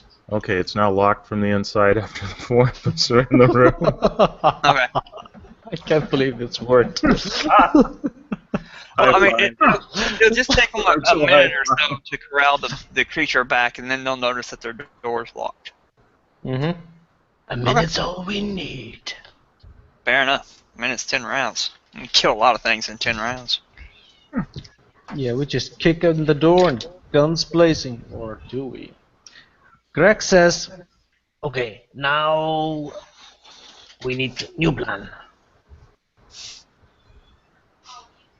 This is counting towards your minute. Okay, so is it another door or something? Yeah, there is a door, and the one door, and actually there's a door to the behind you in the far south corridor, and you all know that's just a door to a ruined tower. Occasionally people keep things in there, and then a door in the northeast, and you know that's the king's chamber, and you can hear voices. Going in? In behind the door with the king's chamber, you can hear voices. Primarily, you can hear from the outside King Grawl being loud. Looking at them. Are we going in? Pointing at the. Okay, so I start walking towards the door, and it's open, I guess? It's closed, but it's not locked. That's what I meant. Uh-huh. Just before he opens the door, I'd like to do something, Michael, if I can. Go for it. Yeah, I'm going to walk up since Nort's leading the way. I'm going to walk up and put my hand on his shoulder and mumble a few words and cast resistance on him. Okay. on who? On Nort. Okay. I'm going to turn around and nod to him. Thanks. Just in case. All right, so I'm going to crack the door and look in and kind of do a quick look to see what's in there. You can see, standing up by his throne, King Grawl, the large bugbear that I mentioned before. He's still hunched from age. He's got tufts of white sticking out from his fur. There it is. And he has at his left side, at his right side, a large wolf that's kind of laid down, curled up, but ears perked and alert because Grawl is yelling. You can make out what Grawl is yelling. He is saying, "My folks are dying and provided for this. We are fighting off this disgrace. You will pay us all fair share for this map." And he is talking to a black robed white-haired, sticking out from behind the hood of the robe. Apparently, it's a very thin human. If you want to look around a little bit better, you'll be able to tell it is a drow, dark elf. Oh, wow. And you said he's chastising him, Grawl is? And the drow will answer back plainly and calmly, like, "You have already made arrangements with my master over this regards. We will not pay you a penny more." They're arguing over payment.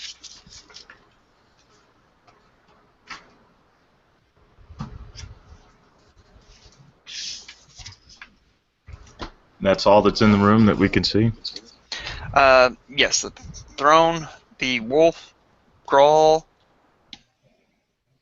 and Okay. the drow. I take a moment and I start muttering some words, some incantations, and I start moving my hands across my skin, moving my arcane focus from one hand to the other.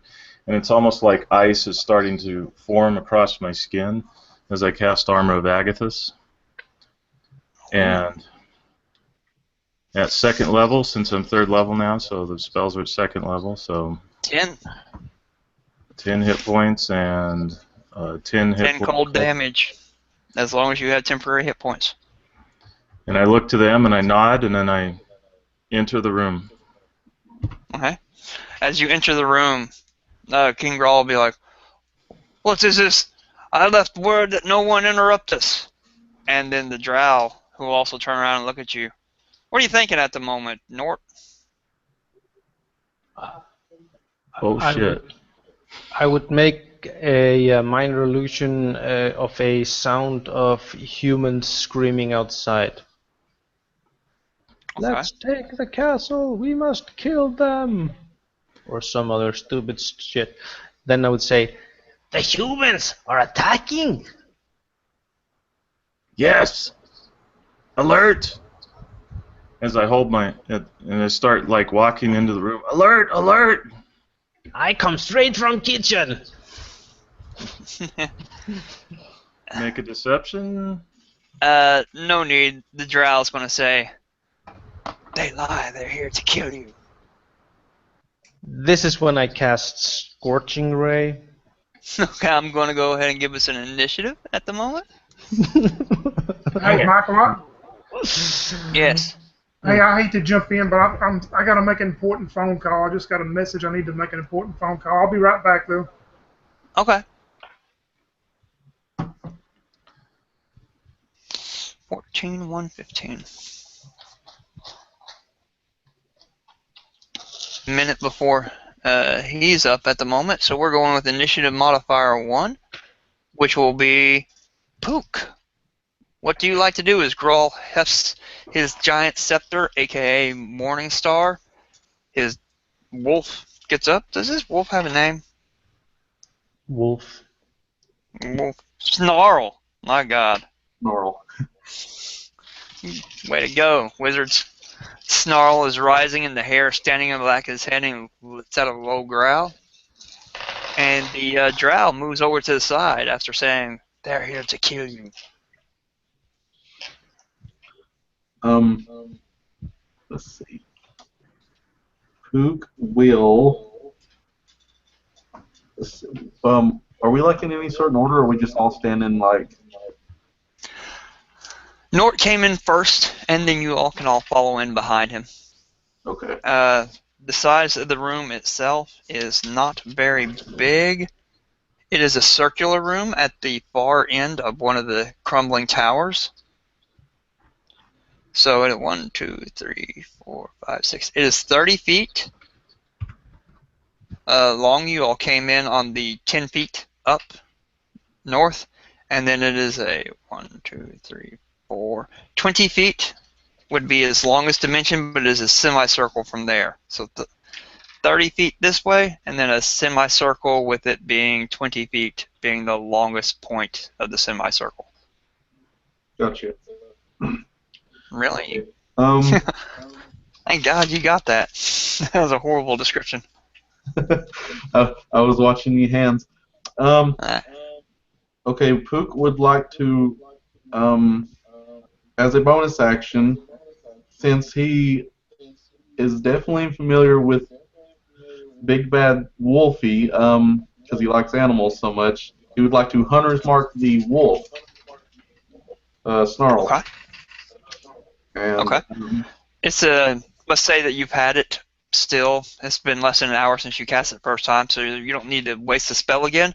But okay, as a bonus action, you switch your target. okay, I will do that.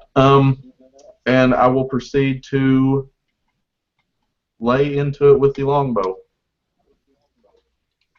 Fair enough. I rolled a 10.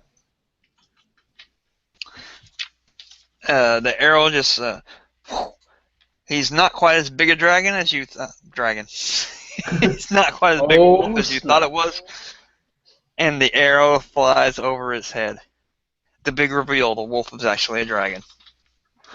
No, I'm joking. You see, it's a wolf. So it's like Any other actions for you? Any other movement, Pook? I just want to move as far back against the wall as I can to keep enough distance for the bow. Okay. And then it will be Bedux's turn. Let's switch him and Greg at the moment. The Greg! What would you like to do? Scorching ray. Awesome. scorching ray. Any particular target or one to each of them? This will be casting a single spell, so but there will be 3 attack rolls. I'm thinking all on the king. Yep. Okay. One is for 11. One is for 12. Bangs off his shield. And one is for Pings off his shield. 19. And the third one 19. hits as he holds his shield up and catches 2 of them and knocks them right aside. Gets him And right I to the would- face of the third. I would like to use my sorcery point to empower this spell. Okay. And fuck it, I will roll 2 dice. Of 2. Which deals him 8 fire damage. Oh, it explodes right into his face. And he yells out in pain. Oh! And I yell And then- back, Goblin superior race! And then it will be Bedux's turn. Whenever he is available again. Yeah, I'm here, Michael. I just got back about a minute. Oh, okay. Can you give me a quick scenario of what's going on, just real quick, please? The only thing that has happened at the moment is an arrow was flicked at the wolf, a little over his head. He's okay. And then the killer did not quite kill King, but managed to blast 2 little bolts of fire off the King's shield, but the third one got him in his face. They're looking menacing at you. The wolf has stood up and is growling, and the drow, dark elf, has moved a little over to the side, more towards the semicircle area. It's giving you all an easy, direct path to the king, who's in the northern section of the semicircle. Has the drow made any kind of movement or anything towards us, though, as far as... No. Okay, I'm gonna concentrate on the wolf then for now, and I'm going to mutter a few words and point out towards where the wolf is. And I guess if the king's within 10 foot also, this is going to be a 10-foot radius spell that's going to catch them, and you'll see this yellow airborne fog-like particles will start engaging in this 10-foot radius of them, and when they start their turn, and they'll need to make a Constitution saving throw. Who's ever in that 10-foot radius? Okay. It will be... First will be the king. And he goes next, so he's starting his turn in it, Yep, and my DC is and he 13. miserably fails his con save. Okay, he is now poisoned, and on his turn he loses his action and reaction. All he can do is move right now. Oh snap. He's going to run up to Nork, who kind of took the head area of that, but he's so much that he's not actually going to do anything else besides breathe heavily on you, Nork. Oh, and then it will be its turn. I'm not that kind of goblin. The drow will look at you and be like,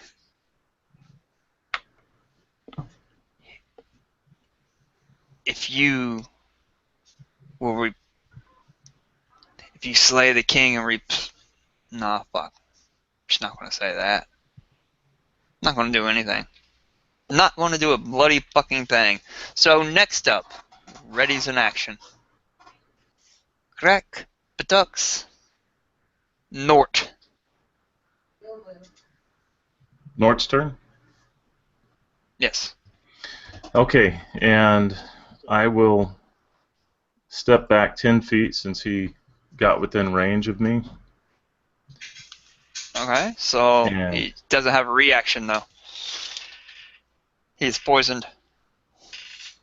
okay, and I will. I'm going to turn to the drow and I'm going to say, Maledictium! And cast a hex on him. Oh, what ability are you hexing? It's just hex. It's the warlock spell where basically it places a curse yeah. on him. Increases Yeah, my you do an damage extra if I hit him. 1d6 damage, but you also give them disadvantage on a particular ability checks, such as dexterity for stealth or wisdom for perception checks or something along those lines. Let's go with Strength for dex. grappling purposes. Dex? Hex Yeah. the dex, you clumsy bitch. Got it. Alright, that is a bonus action. Okay, and at that point I'm going to cast a Eldritch Blast on him, so Infernale Spiritus, and I throw this purplish black orb at him.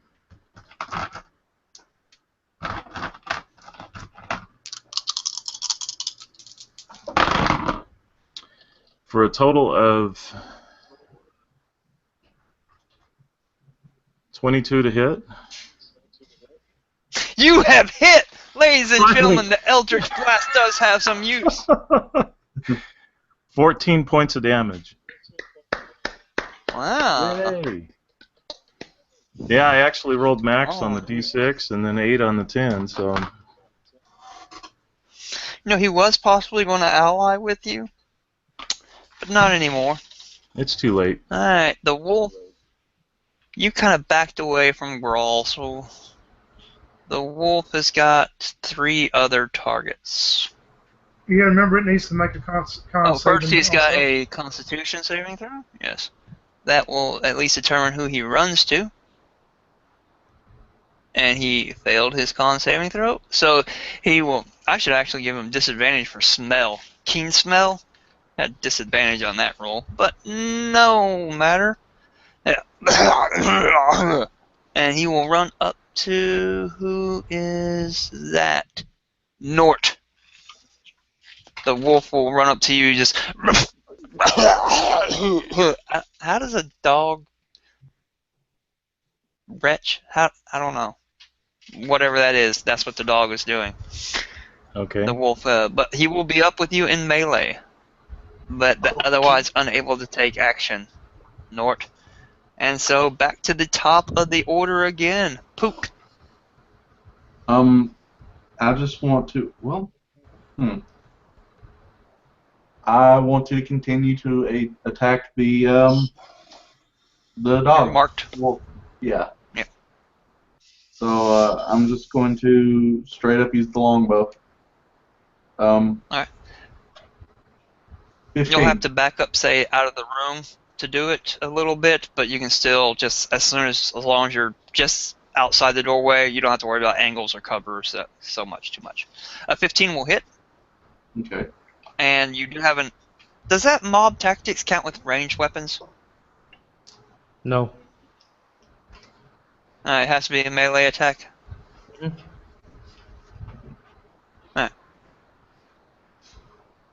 Alright. Let's see.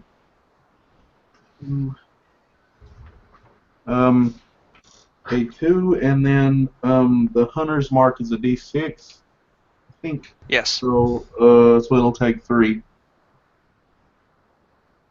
You also had your dexterity modifier. Oh, my bad. Sorry. So that'll be 6. 6 then. Alright. And the target is now injured, just FYI, for Colossus Slayer. In case that comes up again. The arrow just. But the dog's already.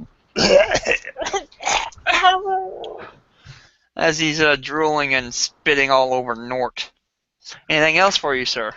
Poop just wants to notice the dog doing that and just openly speak out saying, "What kind of hairball is it to eat?" A bad one at the moment. Alright, Greg. As his fireballs, no, his rays, scorching rays miss, one hits, and he says, I meant to do that. and he does it again. And fuck. He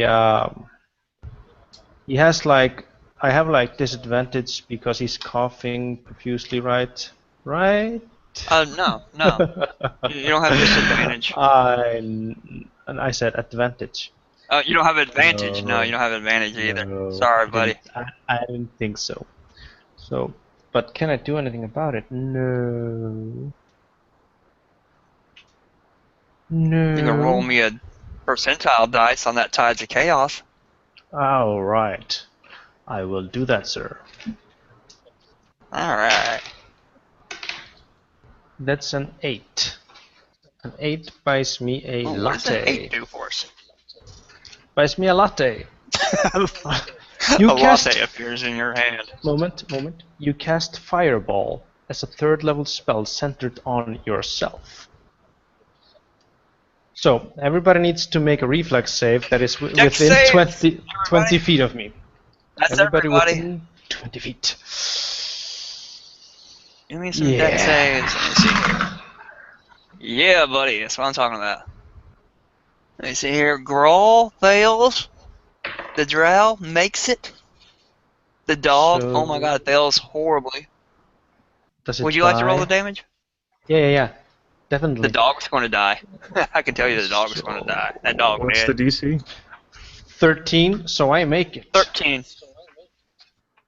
Okay, I got an 11, so unfortunately that also causes my armor of Agathis to explode, and he gets hit with an ice blast for 10 points of damage. Who? You. No, that's melee attacks, is it not? Is it? Let me read the spell. I think it's only melee attacks. Alright. I don't If want it's it. any sort of damage, then yeah, you will. Alright. If Well, it you don't wanna get with a fireballed melee either. attack. Yeah, It's melee attack. 8d6, so- right? It's 8d6. Yes, sir. 8d6. That dog is dead. Yeah. That joke I was going to put in there. Okie dokie doggy day. That's a lot of 2s. 1, 3, 6, 8, 28, and a Big jump. 37. No. Oh my god. Sorry, that's 18, that's 27. Oh, okay. 27. So that's Points of 27 damage. if you rolled a 13 or higher on a dexterity saving throw. No, that's 13 if you. Yeah. It's if you rolled 13 if you Low- made your save. 13 if you Lower. made your save. Lower than a 13. Yeah. 13 if you made Mm. your save. Yep. Just Everybody. FYI, the dog just falls over. Crawl So takes the fireball straight and is almost knocked to one knee, but he manages to get back up, barely hanging on to life. And the drow nimbly ducks to the way. I'm a drow. Well, he has a Those- disadvantage on Dex, remember? Oh yeah. It's a Because ability I score, hexed not him. saving throw. Yeah, it's still it's ability checks, not saving throws. I went over this before. It's not the same thing.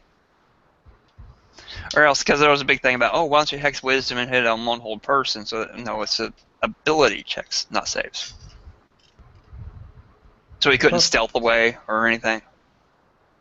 Matux How is about down. everybody else? How y'all feeling? Matux is down. It's I'm your turn unconscious. I'll make a death really? saving throw. Alright, yeah, it's your turn next. Ooh, I rolled a 1, so there's 2 fails. Sheesh. Oh my god, the ducks. But we still have our healing potions, right? If we had one previously.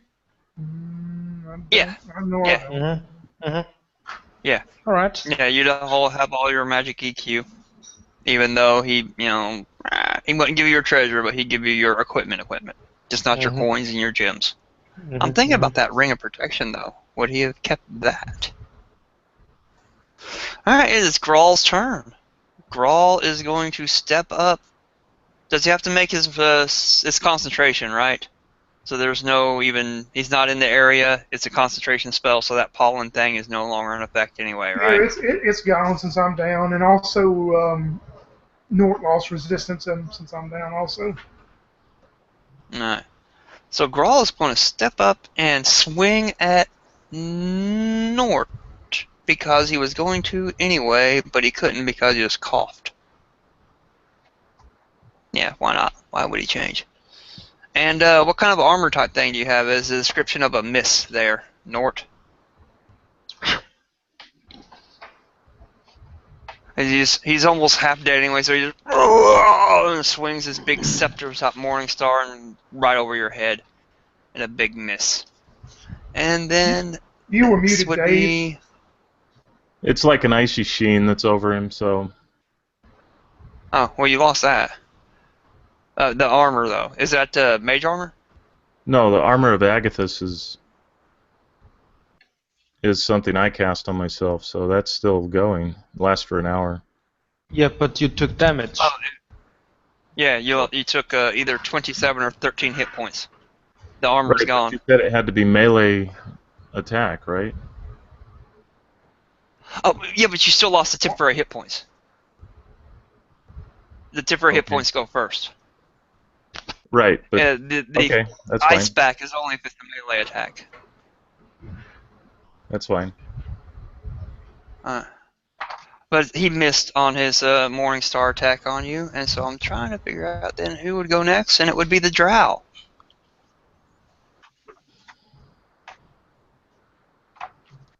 I'm thinking the Drow is also going to walk up to Nort because you hexed her.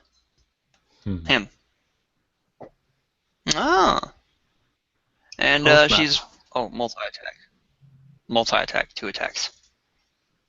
Does it Yeah. get disadvantage on attack rolls using dexterity? No, only Disadvantage? ability checks, like just acrobatics or stealth or So sleight of hand. skill checks. Skills. Yes. Why doesn't it say skills then? Skills are a form of ability check. All right. Anyway, she's going to come up. She's going to poof poof punch at you twice and miss thoroughly, both times. Nort. Thoroughly. And you just duck and dodge out of the way, and so that would be her turn. We're down to did I not have a 12? No. Nort, your go. Okay, Nort is quite singed at the moment. He has 1 hit point left. He looks like a burned turd at this moment. He has smoking hair, and he looks over at Grek with the most vicious glare that you can imagine. And he is considering blasting him, but considers that, well, What? he's chaotic. Yeah, blame the DM. I'm the one who said, "Hey, make your roll." Right. So at this point, I'm going to cast Eldritch Blast, Eldritch Blast on the. Are we? Drow. We're not. I don't have somewhat. Well, it doesn't matter. It's a You are in disadvantage. melee both with them. Yeah, So I'm at that disadvantage. would be a disadvantage. Yeah, Eldritch Blast would be. You got a dagger or something, don't you? Or a 5-foot step back. Yeah, but I have. If I do a 5-foot would step, provoke. then they get into provoke. Yeah. I don't think I have any potions, so You got a dagger, short sword, staff. I have a whip. So at this point, I raise my hand in the air, and my packed weapon appears in my hand as I whip it over my head, and then bring it around to hit the drow with it. Huh.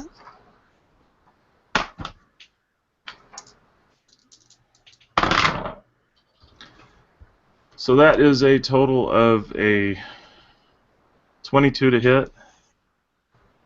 Hey, you hit with the whip, and you still get your hex damage to it. Nice. So that is 7 points of damage. Oh.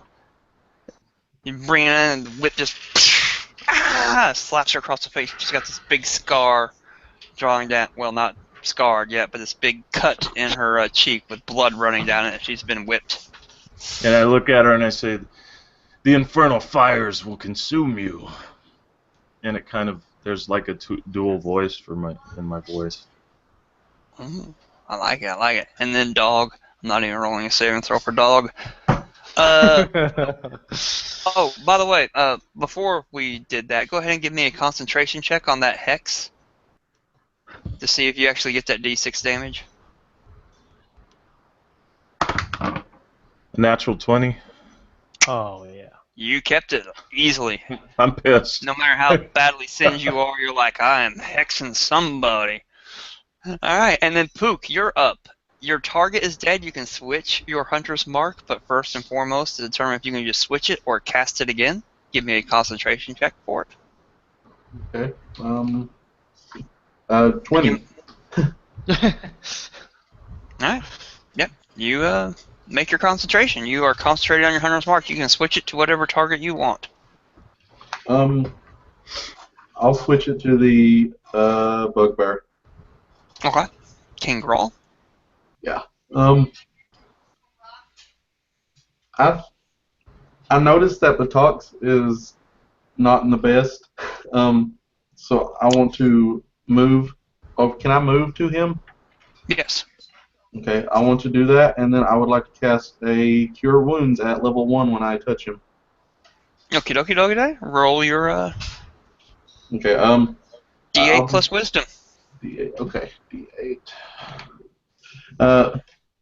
I promise you, I know I rolled an 8. So that'd be plus your wisdom. Okay, 8. So it'd be 11. Okie dokie dokie day. Okay. Ducks. You feel warmth crawling through you. Your eyes light up again. Yep, and I look up and I see this beautiful dream I was having of floating somewhere all by myself, peaceful and serene, and I look up and see his face and just kind of go. I want to poke him in the eye. Correct. It is your turn, though, before you get to do anything majorly cool, Ducks. Yes. Greg would like to cough.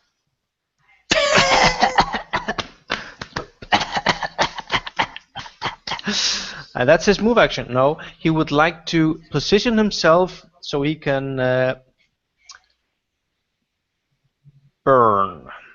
burn those two baddies with Ah. his burning hands. Give me a, since they're in melee with Nort, I'll give you your spellcasting ability modifier, a spellcasting check, to determine if you can angle it to not get Nort in melee with them. Aha. Since we're not gridding it, that's how I do my theater of mind.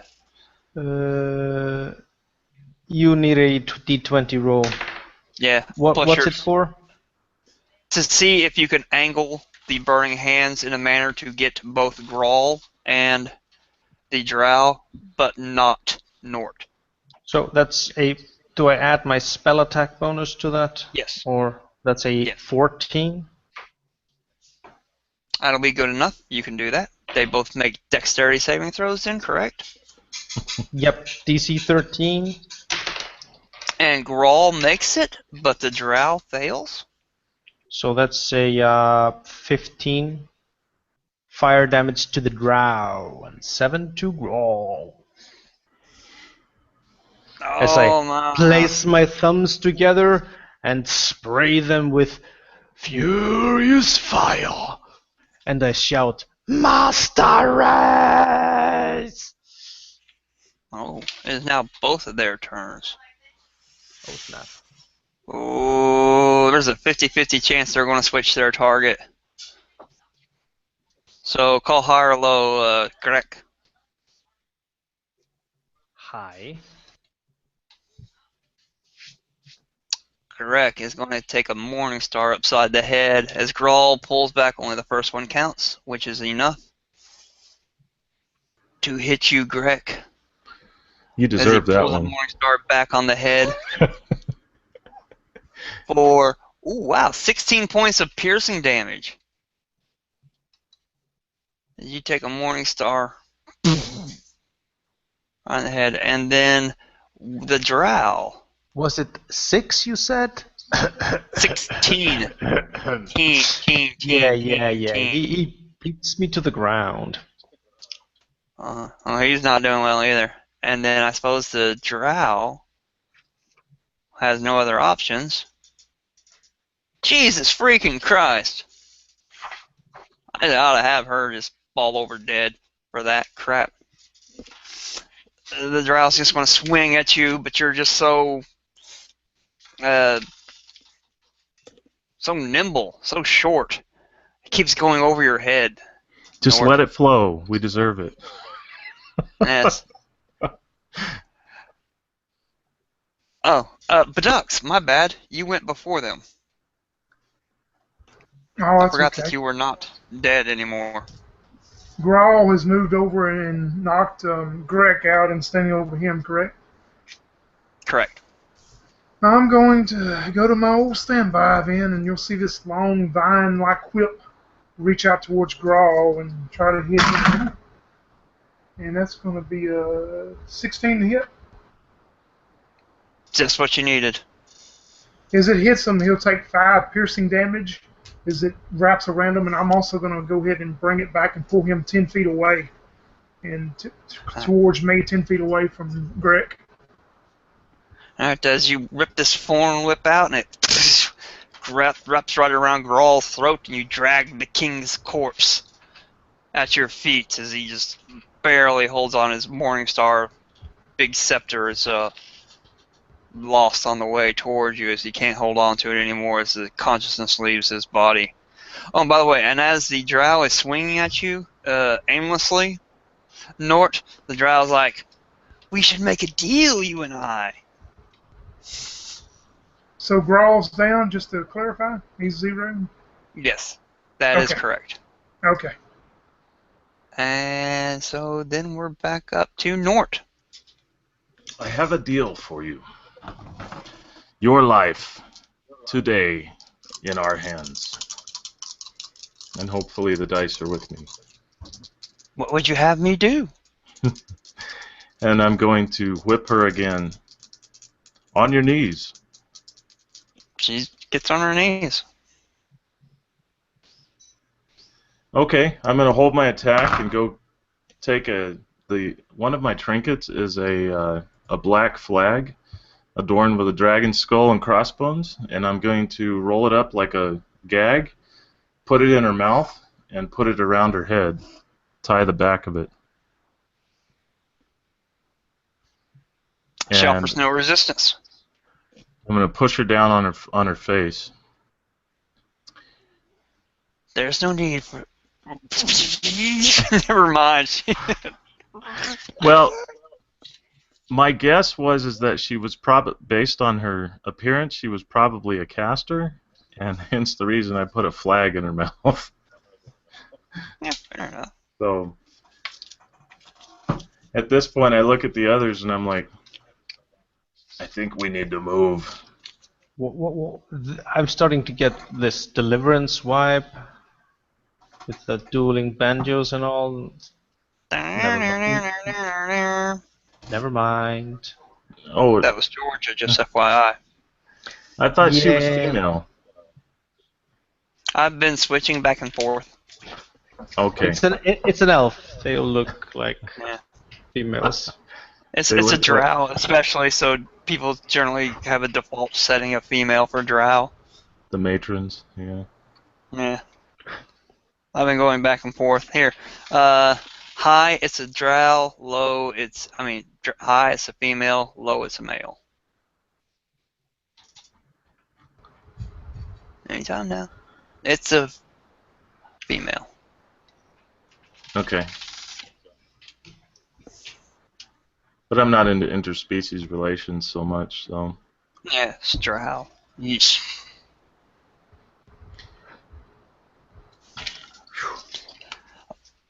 Somebody got a potion or something? Do I need to start making a death saving throw now? Oh, we need to get him up. Yeah. Before he does that though, you'll see the Tux walk over to where Greg has fallen after he kicks the King Grawl on the way. Just kicks him as he walks by, and he's going to cast Cure Wounds, and you'll get 7 HP back from the. I'll take it. And You now have life. About that time, I drink a healing potion. Okay. As you're copping the healing potion, the drow female is on the ground. You can hear banging on the door that you had locked from the hobgoblins. And while the banging is going on, you're going to see me walk over towards Nord and touch him the same way and give him 5 HP back. And Thank you. Crack is like, why were we here again? Oh yeah, crown! I grab the crown. And a mount. Yeah, I go back and search King Grawl for a mount case. Behind his throne, there's as you go and you're looking around his throne, there's a small little, you can't really tell unless you get right up on it. There's a small little room like the throne will move, and there's a hole cut through there. And back there is where you will find a sleeping, unconscious, bound dwarf. And a map cage, and a whole bunch of other shit. As soon as I see it, treasure. Hidden under Grawl's bed mattress is a stitched leather bag containing 220 silver pieces, 160 electrum pieces, 3 potions of healing, and Gundren's map to Wayback Cave. So, 160 electrum, you say? Mm-hmm. Those are like the pennies of the D&D world. Electrum? No, Electrum. it's like I hate half electrum gold. too. It's 50 cents, half gold. It's a 50-cent Okay. piece. Coppers are the pennies. Coppers, silvers are dimes, electrums are 50-cent pieces. Gold are dollars, platinum are fivers. I don't like electrum. Damn it, wizards. Why do you keep putting stuff in here that I don't like? I don't like Grix. I don't like electrum. I think you do a crappy job with your evil wizards. Love of God. How do you have 12 freaking zombies and you're only 4th level and you don't even have anime dead? How has that happened? Wizards, come on. What's wrong with y'all? And Yeah. we hear And I banging at can't the believe that's door. it. Yeah. And at that point, now that you have gone through there and you go and you can easily see the dwarf and the bag of goodies. I mean, you're not necessarily going to count the coins, but you're going to be like, ooh, a lot of freaking coins in here, along with 3 potions that have the little red liquid with this little silver hair in it. That, ooh, potion of healing. And with that, the door will be banged open. It's only a 15 strength check, and I'm assuming 2 strong hobgoblins would be able to do that in a round or 2 without difficulty. Can I nab one of Now those standing there with their potions?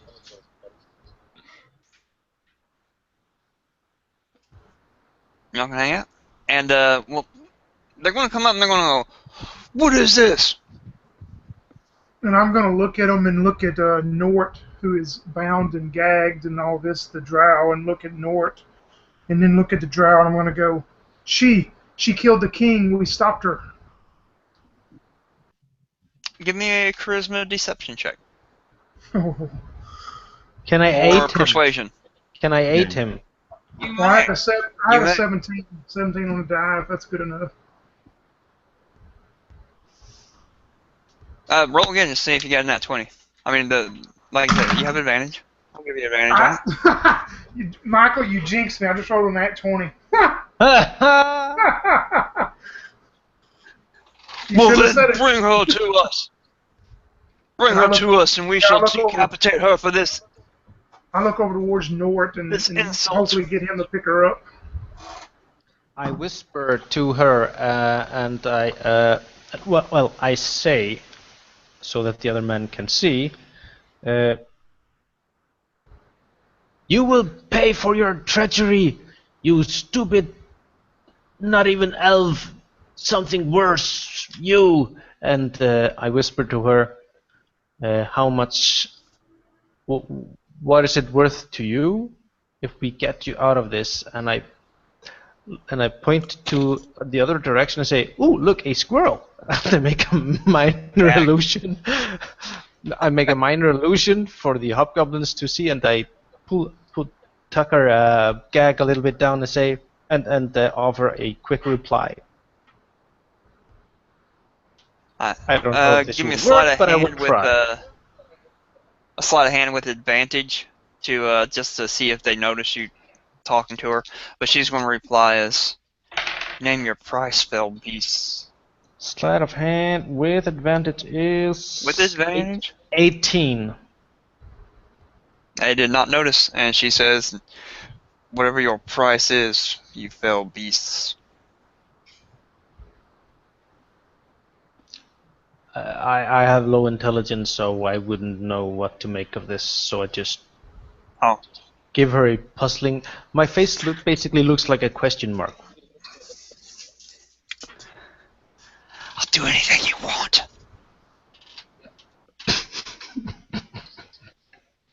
I love it when they say that.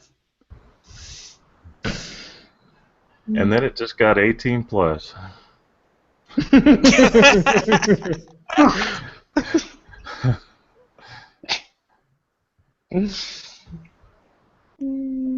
While she's That's standing there, my games being I'm not PG-13. feeling her up. I am patting her down and taking her weapons from her.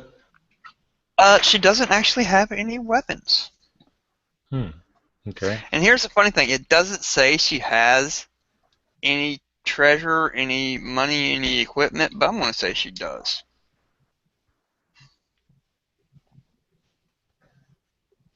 Okay. I'm going to say she's got the. I'm just going to say she's got a pouch of 100 gold pieces. Why else would? Hey, we need, arguing over price of payment. Surely to God, she'd have something to pay them, right? Pay a purse of 100 coin, 100 gold coin. All right. I think she has outlived her usefulness. To us, anyway. I think. I don't know. The hobgoblins will be like, "Good job capturing her. Now, we'll take care of this, and we'll take her out and execute her in front of the tribe, so that they may know What happens to those who kill the king, as I am now the new king? I have an idea. I have idea. What, Goblin? You wait. We put her in prison, and we gather more to see. Give what one night, and we gather more, and everyone can see and see you, king. And I took the crown, by the way. Okay. Yes, hand that over here, Goblin. No, I would have tried to tuck it away before they came inside. Actually, I think he mentioned before they broke through, he was that he handing grabbed the the crown. king. Yeah, the first thing that Greg did. So they don't know I have the crown. I wouldn't be showing that off. Keeping hitting it. Okay. Mm-hmm. I got it underneath my cloak. Yeah. In my backpack. Or satchel or I'm something king now. that I have. It's not a bad idea. We could keep her overnight in the dungeon, tie her up, maybe let Lamech's little beastie feed upon her for a little bit.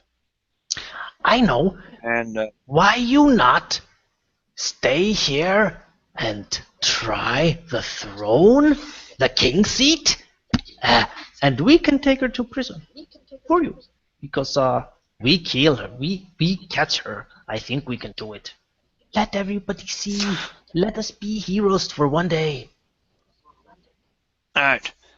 It's not about you. And he'll look over at his other hobgoblin guard. Take them to the dungeons. So we now only need to beat down a hobgoblin. If we want to save this. And he'll walk over and he'll kind of help if you all don't want to like carry her. He'll just drag the drow, pick her up by the back of her robe type thing, and just kind of where she's gagged. She's not bound. He'll stop and he'll bind her up real quick.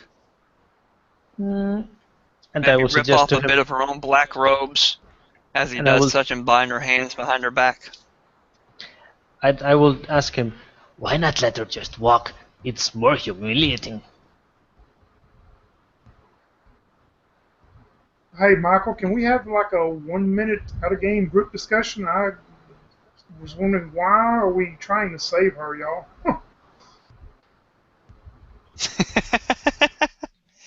Well, she didn't offer anything. It's just a matter of, what do you care? Yeah, I feel you. It's a legitimate. Maybe she has information. Or she can offer assistance on destroying these guys later. Like assassination in the dark. You'll see Batux take out his pebbles and start shaking his pebbles, and he drops them. And he looks back up and he goes, do what you want. We don't need to save her, but do what you want. And he's like a 5-year-old by now. And he's a little more than 5 years old, actually. And he's like, And as I see this, you know, I look towards Greg and see that he's disappointed, and I look towards Nord and Pook also to get their input. And I will tell you, She may help. Drow is very good at killing in secret. We may need someone killed in secret. I know magic.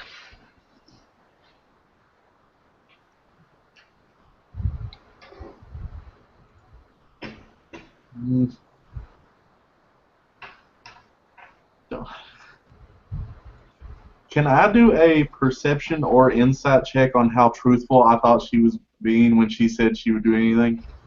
That's a good point. Good call. They're both the same, so I didn't know which one it would be, insight or perception. It'd be insight, sir. That would be a 12.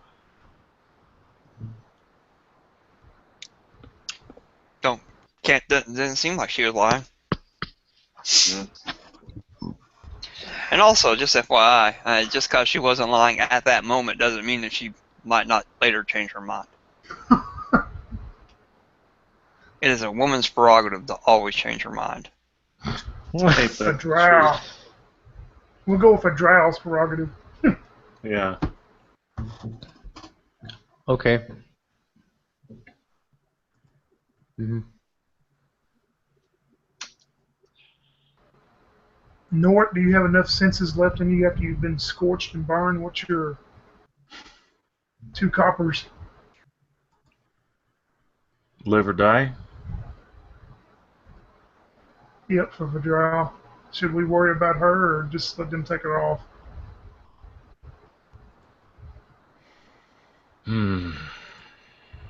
Well, there is,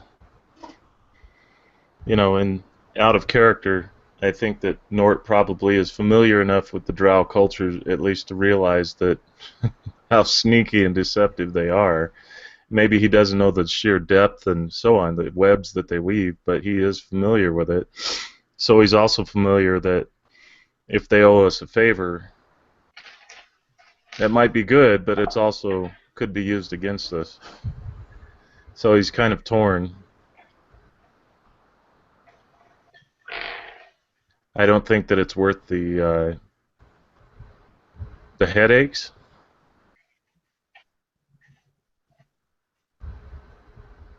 You know what I mean? Right. Mm-hmm. Mm-hmm. Plus, it's a very dangerous move. Yeah. Because what if the truth does come out, and then we have both of them, the Drow and the tribe, against us? Because she knows the truth. Mm-hmm.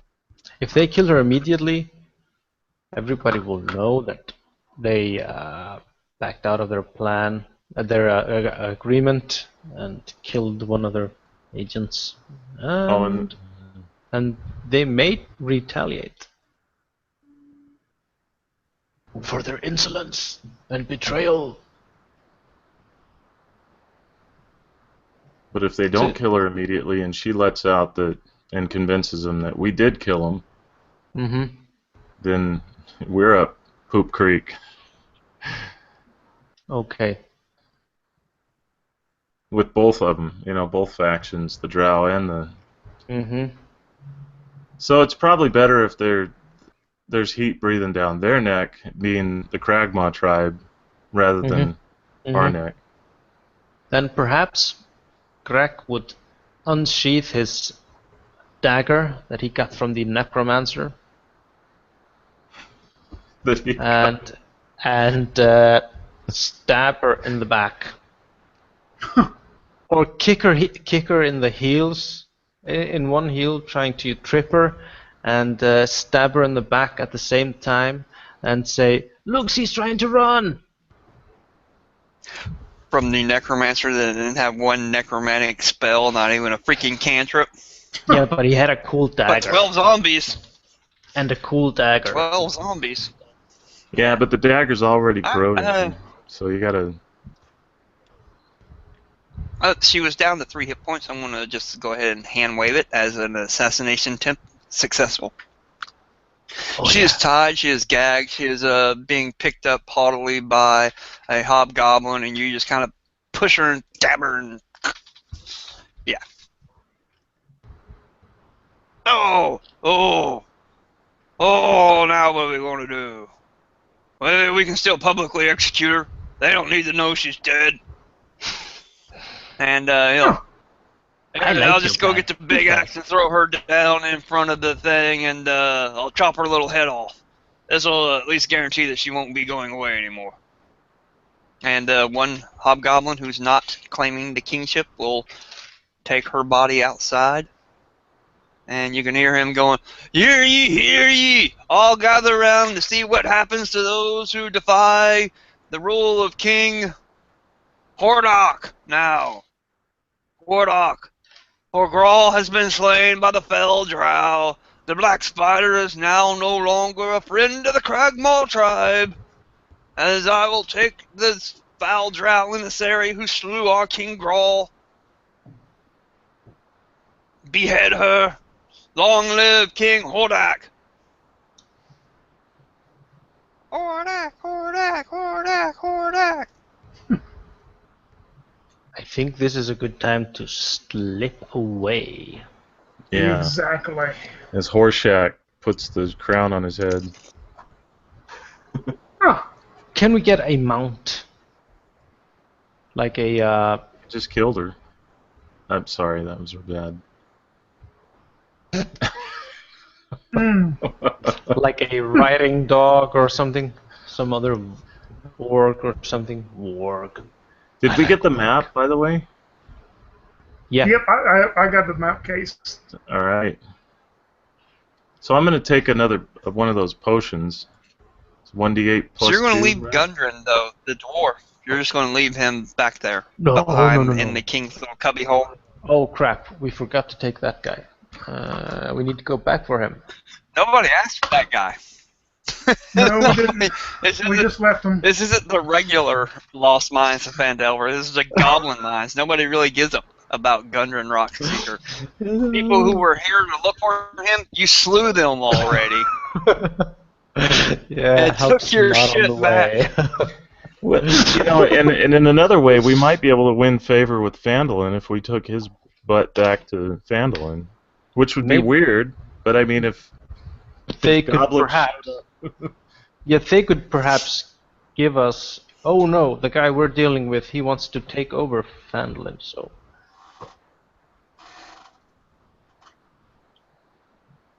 Well, we're on our way to Phandalin or close by anyway. He didn't tell us not to return the dwarf. What do you think? But we know to return it to Phandalin. He only asked for the map, right? Mm-hmm. Yep. He only asked for the map. He did not ask for the dwarf. Granted, the dwarf had seen the map.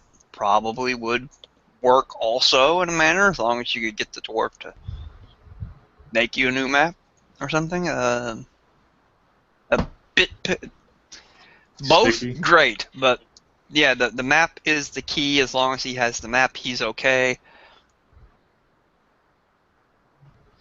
Dwarf bonus, I suppose, but he didn't really mention it. Probably didn't assume that the dwarf would still be alive, or even maybe there anymore. He just sent them on to the Cragmaw Keep, where the Black Spider was working at the time. Yeah, we forgot to search the dwarf anyway, since Greg is convinced that they poop diamonds.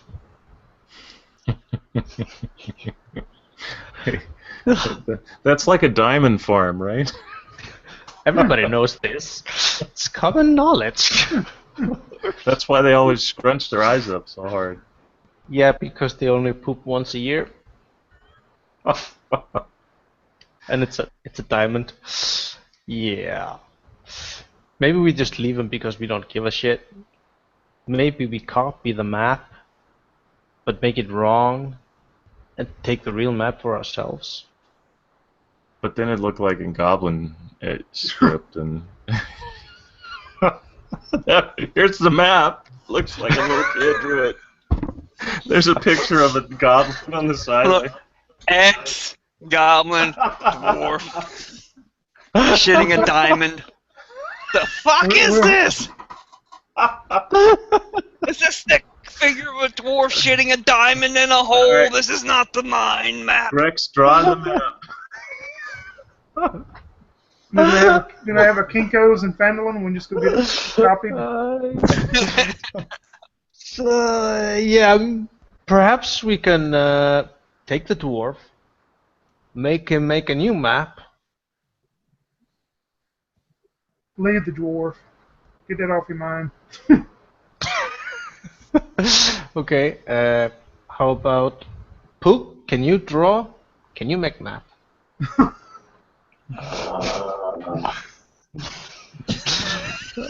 Doesn't sound encouraging.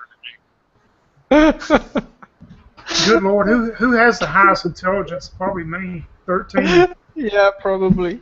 Probably. Now, question though. I mean, my character actually was in his background because he was a pirate. He does know how to read Maps. maps, and Yeah. he's familiar I could with. definitely see that.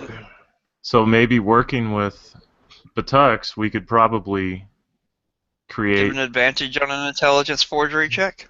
a replica of it. Mm-hmm. I like it. Only Just get thing it. we need now is some more paper for making a map and some instruments to make it. Just get out your G-pad and take a picture of it. Yeah, I have a portable printer. There we go. Take my phone. There we go. Email him the map real quick. First edit it in Photoshop. And now there was all those supplies that you all had been raiding along the Tribor Trail that the adventurers coming to rescue Gundren had taken from your cave, but then you slew them and took it back to the cave. So I'm assuming at the Kragma hideout there are supplies for that to be found. You mean we didn't use it all for toilet paper?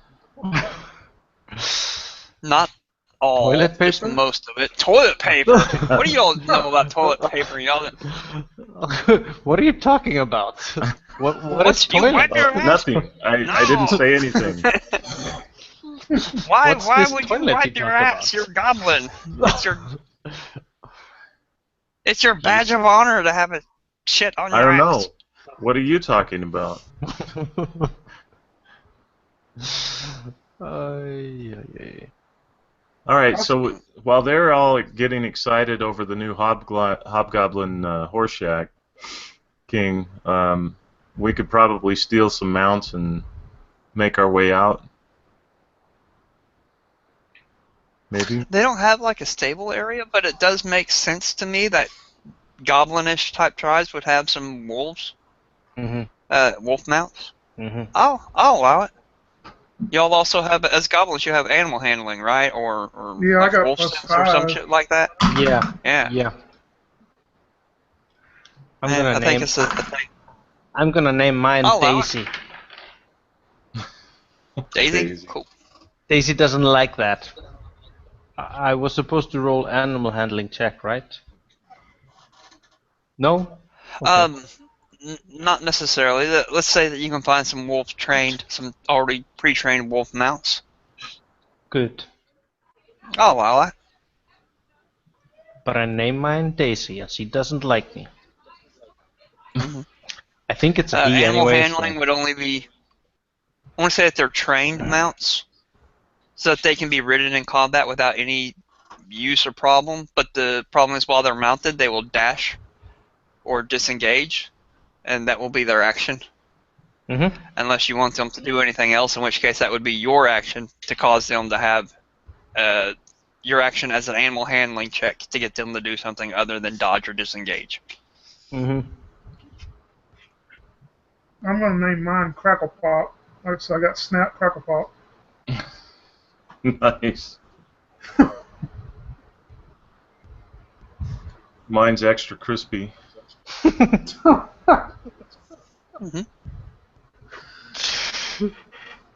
And so you want to ride your wolf mounts? It's Pookie's bear. Sorry. I like that. Pookie bear. We may have lost Pookie. He may have gave up on us. No, I'm just taking it all in. I'm still wondering how to draw. Really sit down on the ground, just trying to figure out what this drawing is. Like, what is drawing? Another possibility when you get back to the Kragmaw Cave is take some. Let's just face it, you're goblins. You don't use toilet paper, so you just take the crap and on the cave wall and replicate the map there. So you can give the map to Dude. It's just you have your own map on the cave wall. But we don't want him to know where it is. Well, then don't give him the map. We want ours. I want my jewels. Well, then, when you get back to the cave, Migosh will tell you, what you do is you go in there and everybody will ram your heads into their swords and let Greg kill them. That's the plan. You go in there, you take it out, you ram your head into their swords, and kill. Or give the dwarf a laxative. They come out smaller. Yeah, there was a dwarf, and you left a diamond shitter back at the keep. Oh, come on. And Horshack, he was a crappy hobgoblin. I always hated him. Huh. We'll kill him. Okay, you go back up there, you ram your heads into the hobgoblin swords, and kill Horshack. Greg, That's not a good bring me plan. back diamond shitter.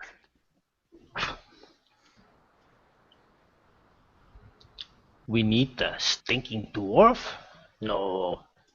Dwarf tastes bad. Yeah, but they shit diamonds. Me gosh, Yeah. like diamonds. They Ah, shiny. I have plan. Mikas go and kill Hobgoblin. Yes, that's what Migosh is trying to do. Migosh is trying to kill goblins by having you go and kill them. I don't like Mikas plan now.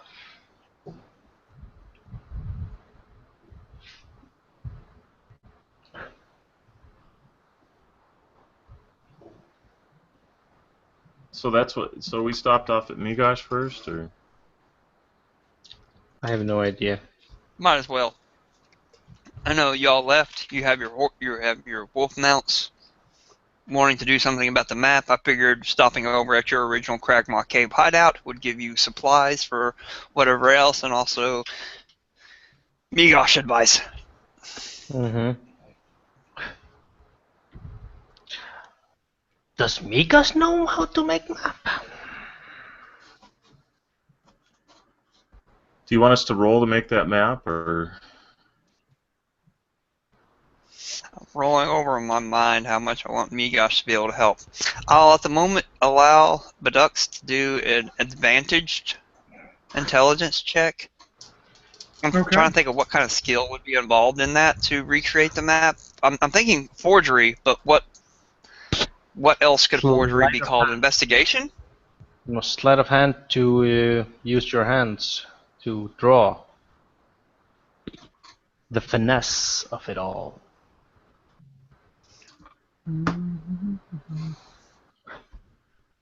I'm copying it, putting it over another sheet of paper, writing it down.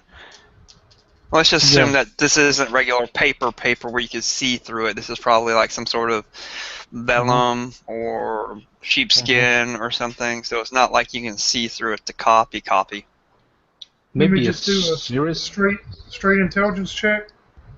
or few checks. A performance, sleight of hand, performance, and some sort of intelligence. I'm gonna go straight intelligence. I like that first. idea. Alright. I had two 13s, and I get a +1, so a 14. Seems decent. And then performance. I like the charisma though. Well, no, I don't.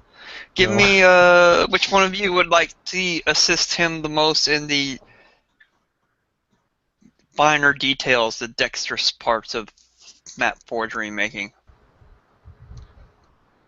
I do have some navigator's tools. I don't know if those would help, but Oh yeah, that would definitely help. Mm-hmm. Oh no, it wouldn't. No, it wouldn't. Wouldn't help at all. Why not? Oh, look. How's a Navigator's sextant going to help you? Yeah, how's a sextant and a compass going to help you forge a map? It'll help you follow a map. Yes. All right. All right. I have Are you all dexterity. trying to completely duplicate the map or mislead by the map? Mislead. Why are you making an extra copy? Mislead. Okay. So you want the map to be a good-looking map, but pointing out the cave in a different location than it actually is? yes. Okay. So we need it to look like the original, and at Mhm. least we can be, Goblin's obviously smart enough to look at the two and say, this one doesn't look like this. One of these things is not like the other. Like the other, yeah. To make it look like an actual map and not a stick picture dwarf shitting in a hole. Yeah, a dwarf would never be a stick figure. It would It'd be be more like this 2 or round 3 thing. stick figures. No, it would be like a Eh, just circle with a much smaller circle as head. a lot of fur. Yeah, that would be the sticks, the hairs. Uh, Yeah.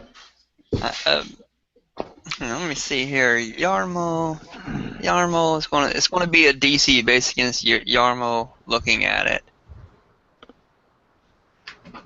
And I don't care what y'all. He's gonna notice it's a fake.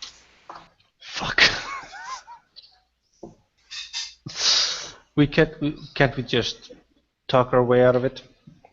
Or can we? Possible. Or can you? It's- All right. So y'all make a good. forgery. It's a How would we decent know forgery.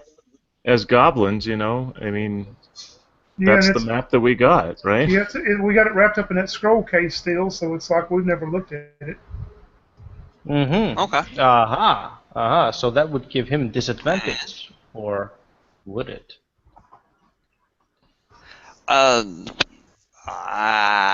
Or would it give Alright. us So y'all go back. advantage on I'm just gonna perception? let you make a decent. You make a decent copy of a forgery, and it is a fairly decent copy of a forgery. Now, what do y'all want to do with it?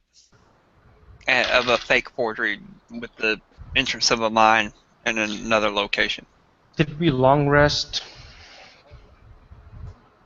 Yes. Good to know.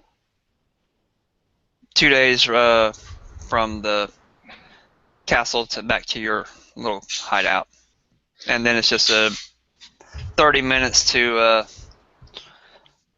Phandalin and where the hideout was. So I have a new plan. What if we kill Glassface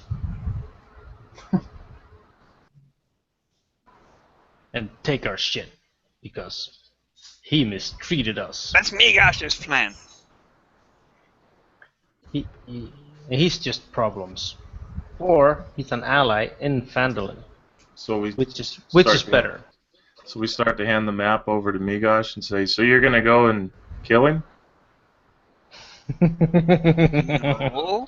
Migash kills things by having you kill things for Migash. And Nort's standing there thinking in his mind, one of these days we're going to be more powerful than Migosh. And Batux will be the new leader of the clan. What? Never more powerful than Migash.